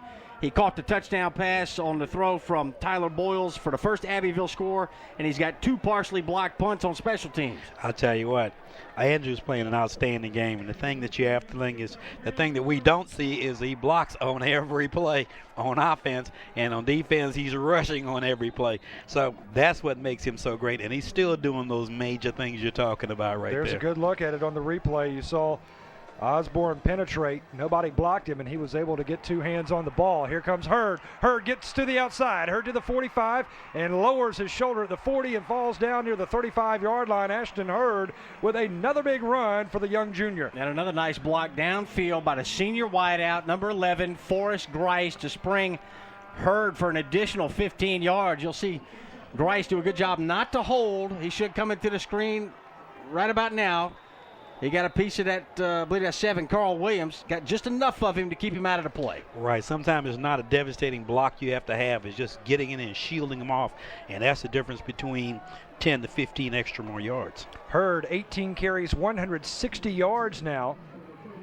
They'll go to the wing formation, and Watt will get the call up to the 30-yard line. Quay Watt, the senior, who's bound for the Shrine Bowl of the Carolinas. That's the all-star game that puts South Carolina's best against North Carolina's best. And that game to be played in Spartanburg, South Carolina in about 2 or 3 weeks from now. Let's take a look at the big hard run here by Quay Watt as he's going to get the ball and just take one little stutter step there and then try to find some open field. He's got good vision, Coach. He is. Not only that, again, like I say, he's not flashy. He stays behind his blocks. He knows, hey, I take what they give me, and that's what makes him a good back. Yeah, powerful runner too, Birch. He always falls forward. He's always keeping that pile moving forward. Here's Hurd again. Hurd, look at that vision. Hurd to the 15, to the 10, and inside the 10, around the 9 or 8 yard line. Ashton Hurd showing the fans here at Johnson Stadium his field vision, and that young man is only a junior. Oh, yes, and he's going to be a good one, too. I love his burst of speed and acceleration when he gets inside with the linebacker area. He gets in that area in the secondary, and he just explodes. A terrific combination with these two backs. Watt, the power runner. Hurd, a little bit more speed coming out of the backfield, but boy, with the two of them together, they are quite the combination. Ball spot on the left hash mark, wide side of the field to the right. They're going to give it to Hurd again, and Hurd gets down to the 5 yard line, so about a 4 yard pickup there for number 22, Ashton Hurd. When you have two backs like that can complement each other, it makes it real tough on the defense, and it makes for a long day because you got to deal with the power guy, and then all of a sudden you got to deal with that scat back. And when that scat back, he's going to stretch you out and make you run, and that power guy is going to make you step up, and you got to deliver some licks. So throughout the day, that makes for a tough day. Hurd and Watt have now combined for over 300 yards on the ground, and when you can run the football like that, you set your quarterback up to make selective throws. Boyles 2 for 2 today, both of them for touchdowns. Hey, that's great. And guess what? It's just the third quarter, guys. So we're going to see a lot more of those two guys.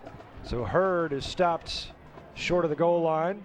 The ball is spotted down around the 2 or 3 yard line. It's going to set up a 3rd down and goal to go here for Abbeville. And you've got to watch out. Abbeville did this, their first score of the game. You've got to watch out for that tight end drag with Osborne. Oh, yes. This is a perfect time to run that tight end drag or a little play action here because you've been running the football all day long. So let's see. There is Andrew Osborne right side of the line at tight end. Let's see if he'll float out. No, they're going to give it to Quay Watt, and Quay Watt is into the end zone for the touchdown. Touchdown, Abbeville. Touchdown, Quay Watt. His second score of the day, and Abbeville is walking away with this one. It's 34-7, 18 seconds remaining here in the third quarter. And how about that line surge? Hey, I tell you what, if you notice when Quay got to the end zone, he had about 3 or 4 offensive linemen with him. So that tells you they definitely moved the line of scrimmage. I mean, they're just pushing, and even Hurd getting into the mix there to help his fellow compadre out in the backfield. And the extra point from Luke White is good. He's been perfect all day long, and Abbeville has a big lead now over Bamberg-Ehrhardt, 35-7. And we still have a full quarter of action left to play here at Johnson Stadium at the campus of Benedict College. So glad you could join us here today on the SCHSL Network. Gorgeous day for high school football here in the Palmetto State, and we're so happy that we could bring you these broadcasts. We've got another weekend of champions coming up as well. We'll tell you more about that. Well, we'll keep it right here, actually, as we're set for the kick from Abbeville to Bamberg-Ehrhardt. But we've got another weekend of champions. We've got 4 more championship games we'll serve up for you here on the SCHSL Network, as we'll have the 4A Division I and the 4A Division II championships, the Class 3A and the Class 2A championships from Williams-Brice Stadium in Columbia. Don't forget, folks, you can check out schsl.tv and place your orders for the DVDs of this broadcast, as well as other championship broadcasts from all of the sports the South Carolina High School League has to offer. Carl Williams returns the kick out across the 25 up to the 29. Abbeville led at 21-7 at halftime. They've tacked on a couple more TDs here in the third quarter, and we'll have time for likely just one more play in the third. And now Coach Thompson, Bamberg-Ehrhardt's got to open it up. They got to call up everything they've got in that playbook, try to get this ball moving here, try to get something going, and maybe get a little momentum going into the fourth. Emerson, you're right, and I think it's probably going to take Bamberg-Ehrhardt out of their comfort zone, but right now they don't have a choice. Dropping back in the shotgun is Randon Sandifer, 4-receiver set. Sandifer, 3-step drop, now is forced to step up in the pocket. There's that cannon. Let's load. Has a man. Makes the catch inside the 20 at the 15-yard line. That is a beautiful reception. I believe that's Michael Johnson down there making a heck of a grab. And what a throw from Randon Sandifer as he heaves that one downfield. And a great catch by Michael Johnson. Let's take a look at it. Abbeville hadn't made too many mistakes on defense today. You see they get pressure, but you'll see the receiver get behind the two DBs. Coach, they got two defensive backs back there. Let the receiver get behind him and make the grab for a big play. Right. Now, that's what you say. You never go to sleep at the wheel. You never take it for granted, because that young man, the thing that made it happen is he kept running, and never gave up. Well, that is the last play of the third quarter. We've got the final stanza when we return. It's Abbeville 35, Bamberg-Ehrhardt 7, but driving. This is the SCHSL Network. We are ready for the final quarter of action. 12 more minutes to play to see who will be crowned the Class A Division I state champion. Welcome back to Columbia, everybody. I am Birch Antley, joined by Emerson Phillips and Nate Thompson. Bamberg-Ehrhardt on the prowl. Sandifer's going to throw. That ball is caught. What a hit. Boy, did he pay the price for catching that football. Jordan Hembrick just got a lick from Tevin Boyd. And Boyd, a heavy hitter down there, just coming up and sticking the receiver, Jordan Hembrick. Man, that was great surge on that play. He covered the ground quickly. He caught the ball, but the defensive man covered the ball, covered the ground real quickly, made a good hit. Pow, right there. Second down now, goal to go. Well, actually, second and about 3. Sandifer is going to throw for the end zone, caught by Williams at the 2. Great catch for the first down, Carl Williams. Carl Williams, good-looking young ball player. I mean, this kid ran the kickoff 96 yards for a touchdown. I think Bamberg-Ehrhardt would like to have gotten the ball in his hands a little bit more often today. Now that they're going 4 wide, they got to throw the football to down 28. They're going to try to get him the ball some more in the passing game. I think they're going to have to, because right now coach is thinking, so listen, we're going to do some things and take some chances, and that's what makes it happen. Sandifer's going to go under center. He's going to call his own number and lunges forward for about a yard or so to the 1-yard line. And Demetrius Williams in the backfield with him. Right, that's not a bad call when it's first down, because you got 3 other downs to play with right there.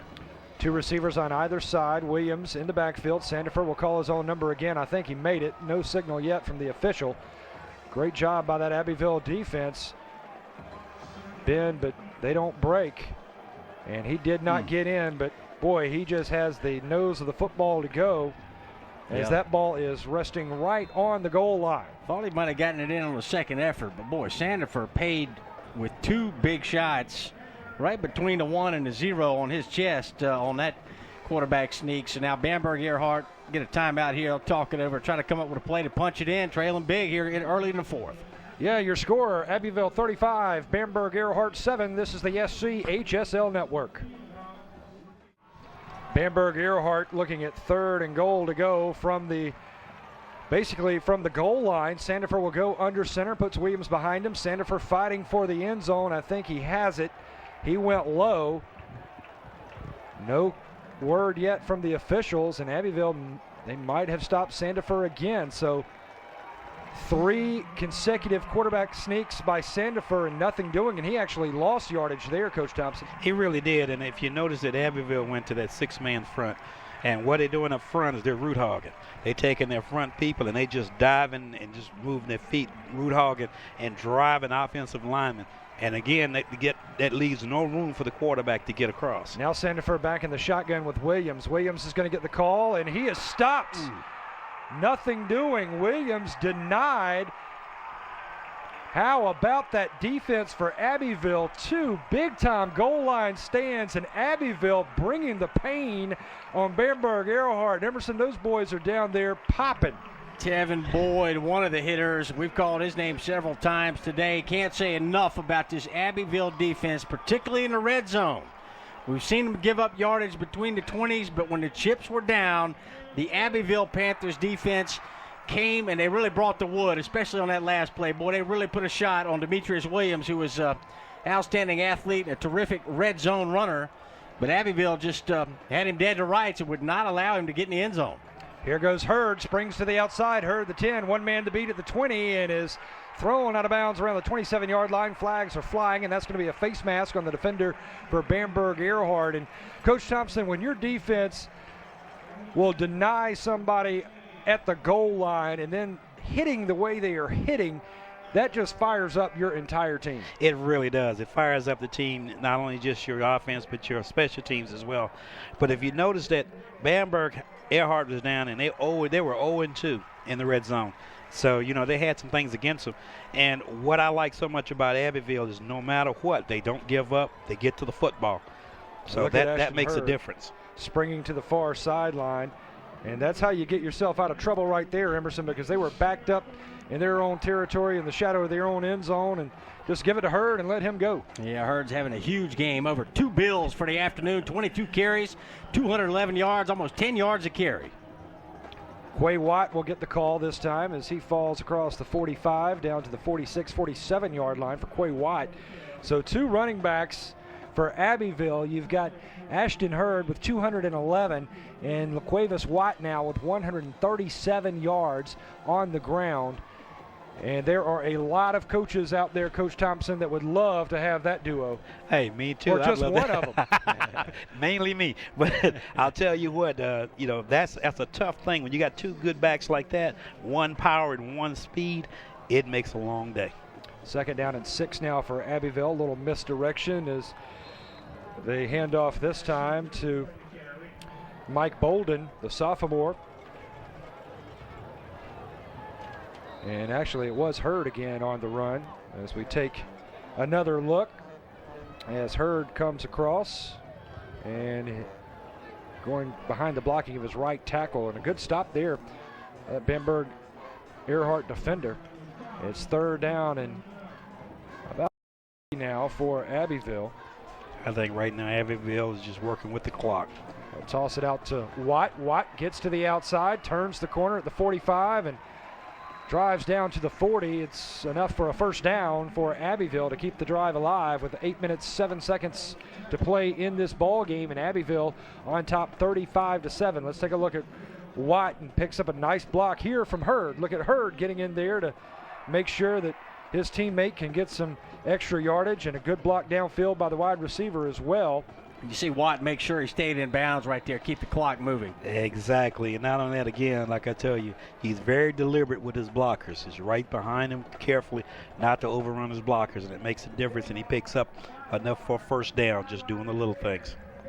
And we've got a sideline infraction against Abbeville. You get 1 warning, and they did get the warning earlier, and now it's a 5-yard sideline penalty to Abbeville. After the first warning, if you're flagged again for the 2nd time, that's a 5-yard infraction. And what that means is there's a little bit too much excitement on that sideline right now. Usually that's what it is.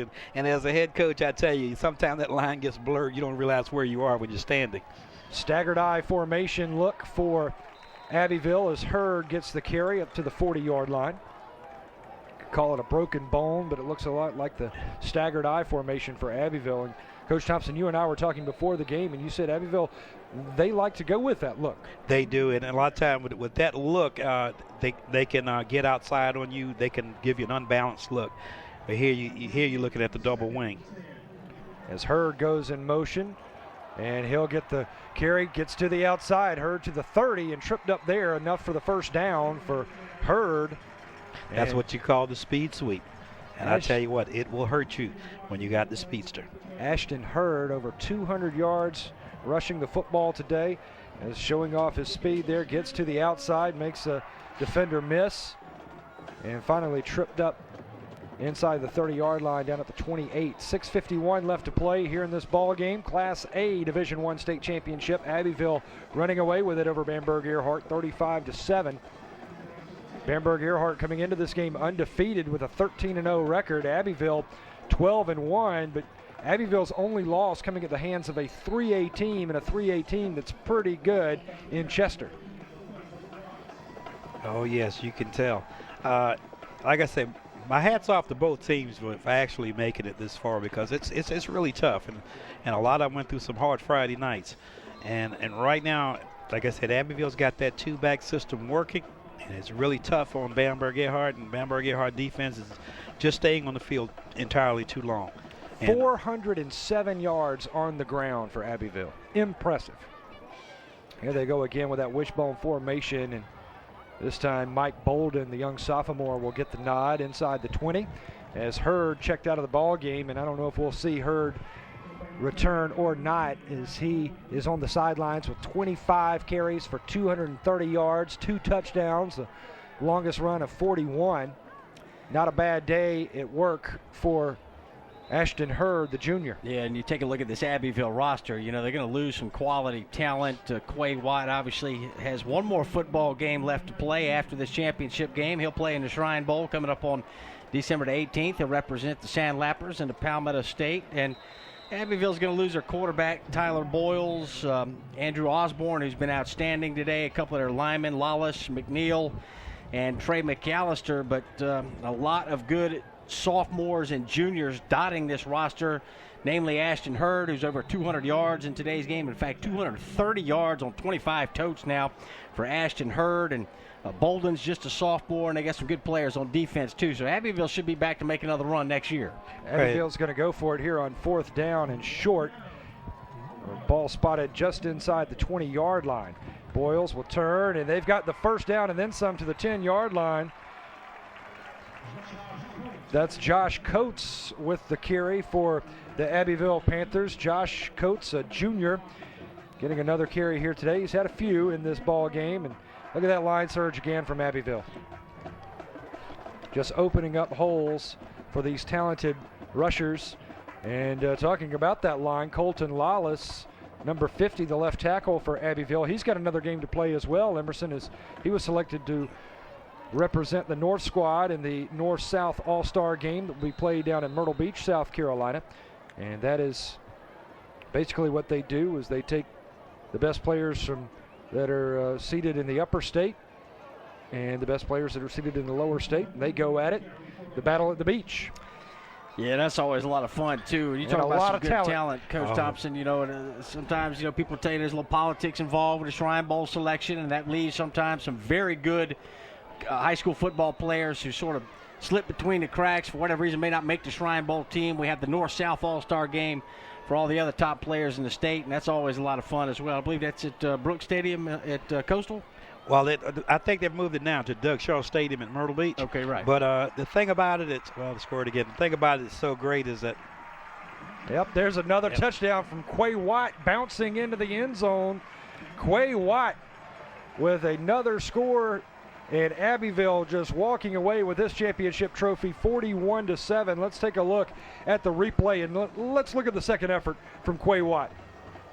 As he bounces outside, then cuts inside, splits 2 defenders, boom, and keeps his footing and into the end zone for the score. We've talked so much about the Abbeville line. That time it was the 2 backs, Bolden and Coates, who opened that scene for Quay White, the Shrine Bowler. Exactly. 11 touchdowns on the year now for him, and looks like it will be a championship celebration for the Abbeville Panthers. 3:35 to play. I'll tell you what, they came to play in this game, and they have not let up, you know, at all. Even when they got the lead, and a lot of times you have teams that get a lead, and all of a sudden they just fall back. Well, let's take a break here from Johnson Stadium at Benedict College. It's all Abbeville. They lead 42-7. This is the SCHSL Network. 42-7, Abbeville all over the Red Raiders of Bamberg-Ehrhardt. 3.5 minutes left to play in this championship affair. Abbeville going for their 4th state championship trophy, but get this, it would be their first state championship in Class A. Abbeville, a traditional 2A power, but the South Carolina High School League, they every 2 years will go through realignment, as another good return by Williams up to the 45-yard line. But every 2 years, the high school league goes through realignment, and it's based on enrollment, the number of students that you have at your high school. And Abbeville lost some students, and they dropped from 2A to 1A. Abbeville with 3 2A state championships, going for their first championship trophy in Class A. Here's a good look at Williams again, who had that 96-yard touchdown return in the first half for Bamberg-Ehrhardt, with a good run here out to the 40-yard line and over the 40 and down to the 45, and you can tell he's a little bit winded. Yeah, I think he ran out of gas right there, but I tell you what, it shows, how tired Bamberg-Ehrhardt really is, because normally if he's fresh, he's gone. I mean, it's over. But it shows how much they've been on the field and how hard they've been playing. And like I said, Abbeville's done a great job with the two-back system. They've done a great job not having their defense on the field a lot, and it's beginning to show. Delay of game called against Bamberg-Ehrhardt here as the flag is dropped. 3 minutes, 23 seconds left in this ball game. Matter of fact, Bamberg-Ehrhardt won the 2A state championship back in 1990 before they moved down to Class A. Folks, buy your DVD of tonight's game only at www.schsl.tv. You can order your DVD of today's championship game, as well as championship games from other sports from 2009 and 2010. We just completed volleyball and competitive cheer, and those DVDs are available on the website as well. And you can get today's game also between Bamberg-Ehrhardt and Abbeville only at our website, www.schsl.tv. Today's broadcast also being brought to you on Carolina On Demand, Time Warner Cable Sports. So be sure to check out the broadcast on Carolina On Demand and Time Warner Cable. Ball spotted at the 40-yard line, right hash marks. The wide side of the field is to the quarterback's left, and he has had a rough go today, as Abbeville, the defenders, have been all in the face of the quarterback, as Williams gets to the outside, turns the corner, breaks a tackle, and has the first down in Abbeville territory around the 44-yard line. Well, Williams is fun to watch. He's going to finish state runner-up here. But, the important thing to remember here, Birch, both these teams are champions. That's why we call it the Weekend of Champions. And Bamberg-Ehrhardt won the lower state championship this year, thanks in large part to this young man right here, Demetrius Williams, having another solid game today, albeit in a losing effort. And it's Aiken and Fender, Kemp, Tyler, De Leon up front, blocking for him. They've done a great job all year, all these young men. Williams will get the call again, this time Carl Williams. Carl Williams gets out to the 40-yard line. And Carl Williams, a very talented senior, 6 feet, 175 pounds, returned to kickoff here today in this championship game. Early in the first quarter, went 96 yards to the house. And here's Williams on the end around. Good downfield blocking by Demetrius Williams.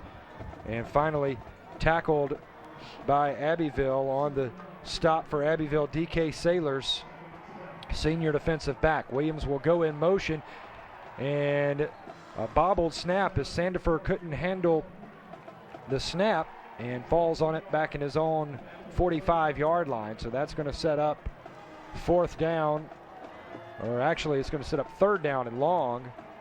As we take a look at the replay, the snap from the center got away from Sandifer, and he did the right thing, Coach, and just fell on it. Right, just covering up.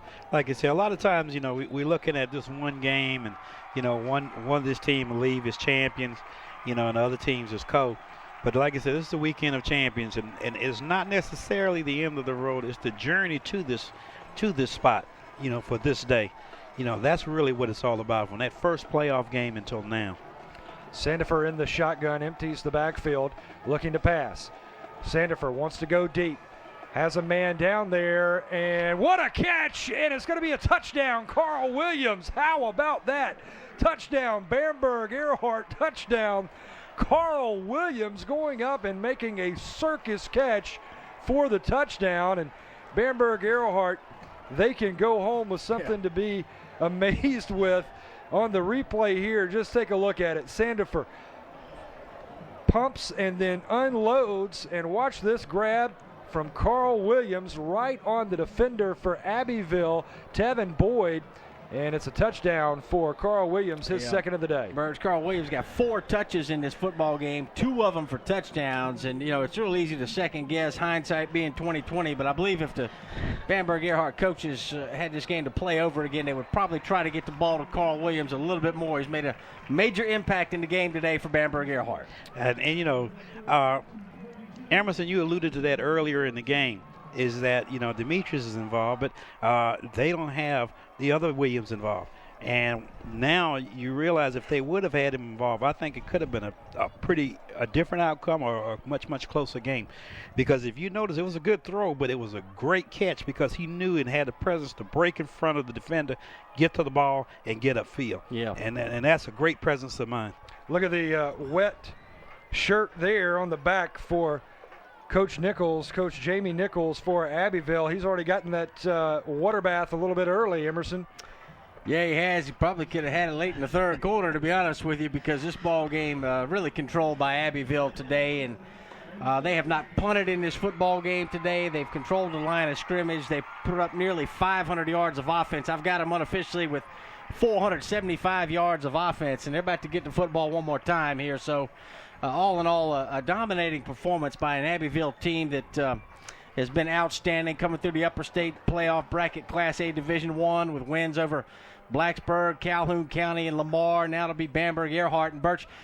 Beautiful autumn afternoon today in Columbia, and I tell you what, it's a great day to be a cat burglar in either Abbeville or Bamberg-Ehrhardt, because there's nobody left in either of those two towns. Everybody came to the capital city today to watch their two teams play for the state championship. Yeah, I don't think there's a lot of Black Friday, day after Thanksgiving shopping going on right now in Abbeville or in Bamberg-Ehrhardt, because they've cleared those two towns out. What a crowd that we have had on hand. And I know Jerome Singleton with the South Carolina High School League and his staff, they have to be tickled pink that Abbeville and Bamberg-Ehrhardt making it to this final state championship game for the first time at Benedict College and Johnson Stadium. And I know that the high school league, they're just tickled pink to have the crowd on hand that we have here today. It's wonderful to see. Just about every seat in the house is filled, and I'm sure it will be that way for the second game on tap for us here today, Williston, Elko, and Scotts Branch, and then the games at Williams-Brice Stadium. We've got to also give credit to our wonderful production crew on hand. SCHSL Network, I tell you, we've got the finest crews in the business, no doubt about it. Each and every broadcast that we work on, we've got some wonderful staff and just some big-time talents. And from Somerville High School joining us as production assistants, Ryan Lyle and Lee Heverin, and they have done an outstanding job. Ryan and Lee are students at Somerville High School down in the lower country of South Carolina, down in the Charleston area, and they're getting that experience, firsthand, on-the-job experience. We're so happy here at the SCHSL Network that we can provide that on-the-job experience for these high school students. Now they get a taste of what broadcast journalism is all about, Emerson, and I tell you, I got that experience when I was in high school, and it is certainly invaluable. Takes a village to raise a child. Also takes a village to produce a high school football championship game on the SCHSL Network. So we appreciate our crew for doing everything they can to make this broadcast go smoothly today, and it's gone very well. And it's been a Panther party over here at Benedict College, Johnson Stadium. The Abbeville Panthers closing in on a state title. Yeah, and Michael White, our wonderful director today, also Jamie Murph. And we've got a great staff, and it is a pleasure to work with the crew from Play On Sports, the SCHSL Network. 42-13, Abbeville all over Bamberg-Ehrhardt with about 1 minute and 10 seconds left to play, and timeout called on the field for Abbeville. And, Coach, this timeout is being called because they want to get in there and talk up those guys that are getting the opportunity to play in this championship game, and also they want to make sure that they're all squared away on the sidelines as well. Yeah, they're going to put some backups in the ball game now. Looks like Birch. Look, the entire starting team's coming out here. Coach Thompson, they're going to put these young people in here to work hard and practice every day, just like the starters. Going to give these backups an opportunity to get on the field, make a couple of plays in the state championship game. Exactly, and that's big time, because these are really sometimes the unsung heroes. These are guys that, day in and day out on the scout teams, in practice and getting beat on, and now they get a chance to walk on the field in the state championship game and end it all, and that's a great thing. A lot of sophomores out there now. Birch, 21, Devontae Lomax, number 4, Joshua Martin, both 10th graders. Yeah, Martin is going to be your quarterback. He'll go under center. Joshua Martin, the sophomore, and takes a knee, does the right thing. Head coach Jamie Nickles showing a lot of class there for Abbeville. And he wanted to run that football, Coach. But I tell you, Coach Nickles would have put him in the doghouse in a heartbeat if he would not have taken a knee there. And that's exactly what he did, listening to his coach's orders. But that young sophomore wanted to take that snap and take off with it. Oh, yeah. Yeah, sometimes they are like that. But most of the time when they're out there, it's such a big game, they just want to hurry up and get it over with. So they're just excited right now. Wishbone formation with under a minute to play, and Martin will drop back, take another knee. Joshua Martin, the sophomore, in at quarterback, and that should do it. Bamberg-Ehrhardt will have a chance to receive the punt unless Abbeville just elects to take a few steps back and run the clock out. They could certainly do that, but Abbeville is going to win their first state championship in the Class A ranks, their first time as members of the Class A Division I. And they will win the championship trophy as Bamberg-Ehrhardt concedes. And Abbeville is your 2010 state champion. As you look at the coaches at midfield, there's a good look at the head coach for Bamberg-Ehrhardt. And hats off to the Red Raiders of Bamberg-Ehrhardt and Coach Kevin Crosby, as they are lower state champions, and you cannot ever take that away from them. Ground and pound for the Abbeville Panthers. Ashton Hurd, 25 totes, 230 yards, and a couple of scores. And Quay Watt, with 26 carries, 167 yards, and 2 touchdowns of his own. Abbeville runs 65 times for 426 yards, and they are your Class A Division I state champions for high school football here in South Carolina 2010. Well, we will come back to Columbia in just a moment. We'll have the final wrap-up and the awards presentation when we return here to Johnson Stadium at Benedict College. Abbeville, your 2010 state champs. This is the SCHSL Network. Abbeville, the Panthers are your 2010 Class A Division I state champs here in South Carolina with a big 42-13 victory over the Red Raiders of Bamberg-Ehrhardt. Abbeville, it was all ground and pound. Coach Thompson, 2 running backs in LaQuavis Watt and Ashton Hurd. Hurd going for 230 yards today and Watt for 167. And when you can run the ball like that and play solid defense and special teams, you win a championship trophy. Exactly. A lot of people say it makes for a long night. It makes for a long night for the other defense, but it makes for a quick night when you're the home team. And if you notice, the game went quite fast, but both teams were ground and pound. But in this situation, you had 2 big backs. Well, this has been a presentation of the SCHSL Network, copyright 2010, and it's a wonderful production by Play on Sports. Again, Abbeville, your state champs here in 2010. Don't forget you can buy a DVD of today's game by checking out www.schsl.tv. For Emerson Phillips, for Coach Nate Thompson, for our entire crew, I am Birch Antley saying so long from Johnson Stadium on the campus of Benedict College in Columbia, where Abbeville has been crowned your 2010 state champions with a 42-13 victory over Bamberg-Ehrhardt. You've been watching the SCHSL Network.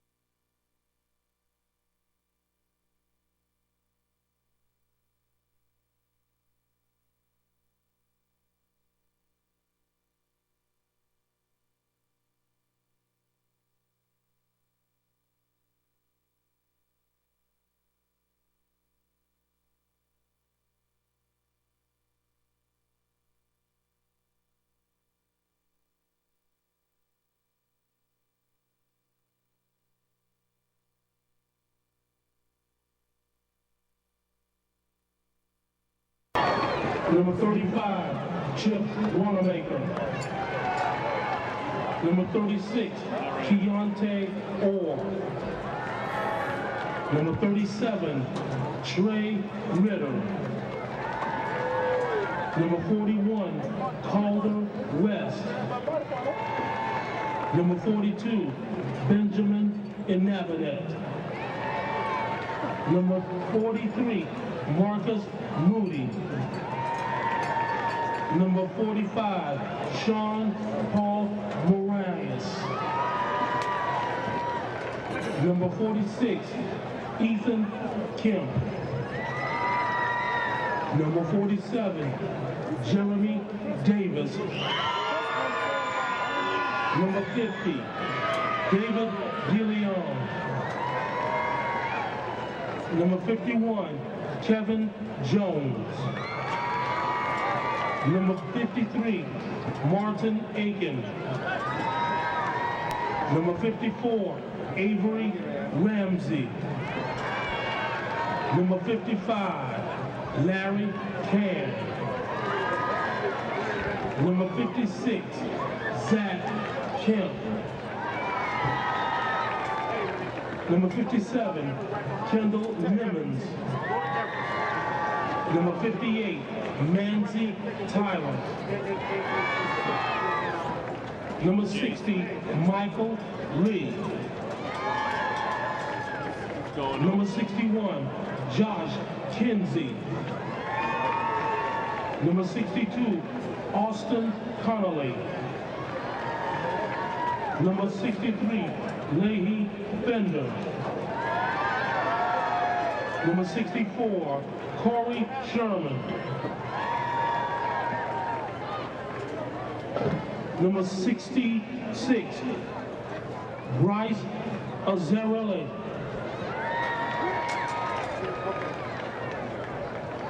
Number 68, Colshay McMillan. Number 70, Morris Mack. Number 72, Marcus Bryant. Number 75, Austin Collins. Number 76, Jonathan Sellers. Number 78, Jalen Menego. And number 88, Kirkland Lee Reiser. And to head coach Kevin Crosby, his assistant coaches Robert Williams, Corey Crosby, Gene Williams, Tracy Fleming, Josh Smith, Cody Slaughter, Tracy Wilson, Isaiah Can, Denny Ulmer.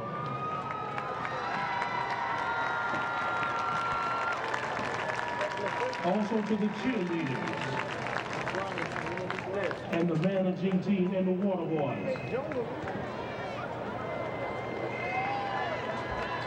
And now, the presentation of the runner-up trophy to be presented by Assistant Commissioner Skip Black.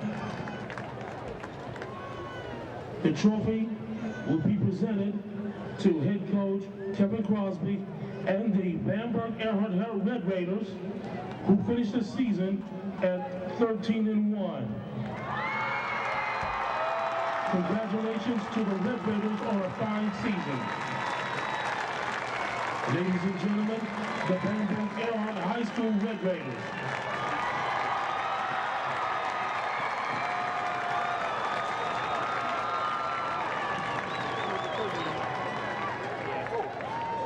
And now, in the same fashion, we'll present medals to their new state champions from Abbeville High School.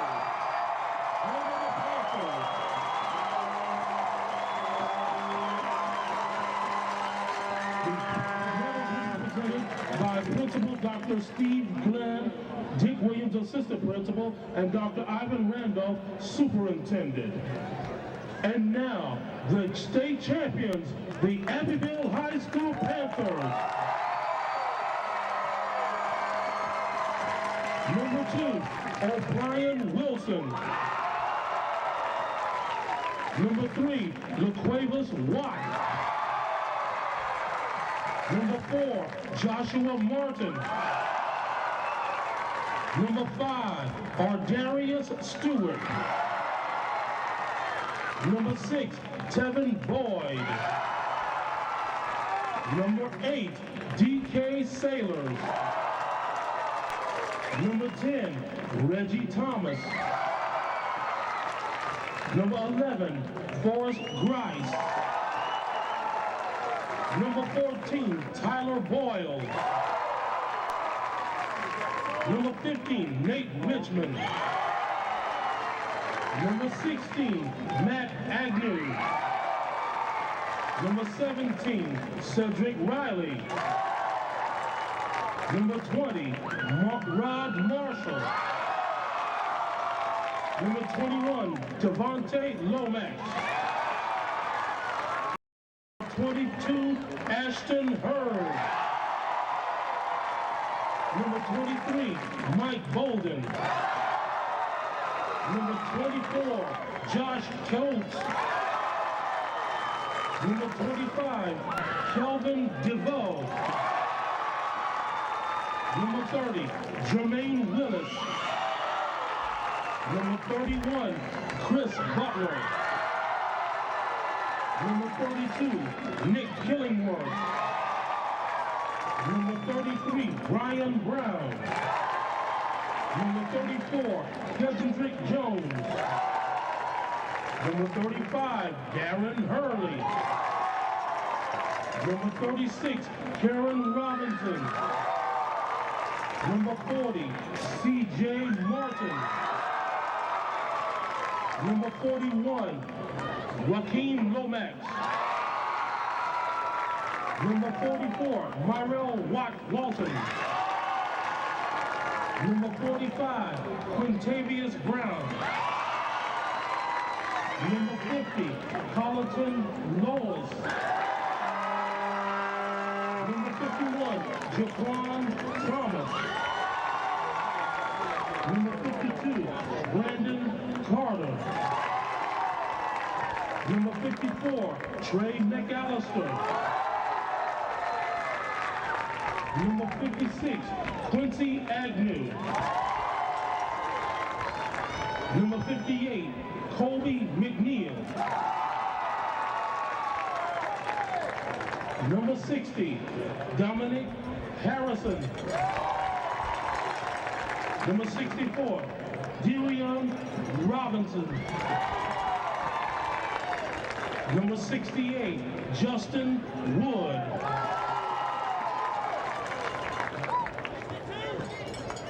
Then also go to player number 62 for the Panthers. Number 70, Thomas Underwood. Number 71, Cody White. Number 72, DJ Aiken. Number 74, Bobby Killingworth. Number 75, DeMichael Laster. Number 80, Nathan Stark. Number 81, Luke White. Number 82, Andrew Osborne. Number 83, Caleb McNeil. Number 84, Dylan Holiday. Number 85, Keenan Gilchrist. Number 87, Ketorius Jones. And number 90, DeMarcus Robinson. And to head coach Jamie Nickles and his assistant, Mark Smith, Terrence DuBose, Don Shepard, Rex Joffrey, Tim Collins, Jimmy Reed, 84, and Nick Milford. Support staff, Mason Spears, Philip Gosnell, Ivan Petershine, Scotty Gardner, and Jeff Lewis. And also to the cheerleaders of the Panthers and mascots.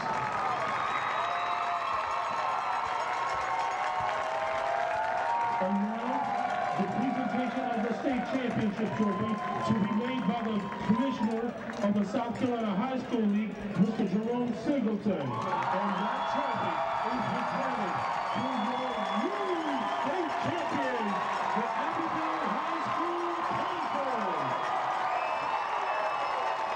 T-shirts also to be presented to the Panthers.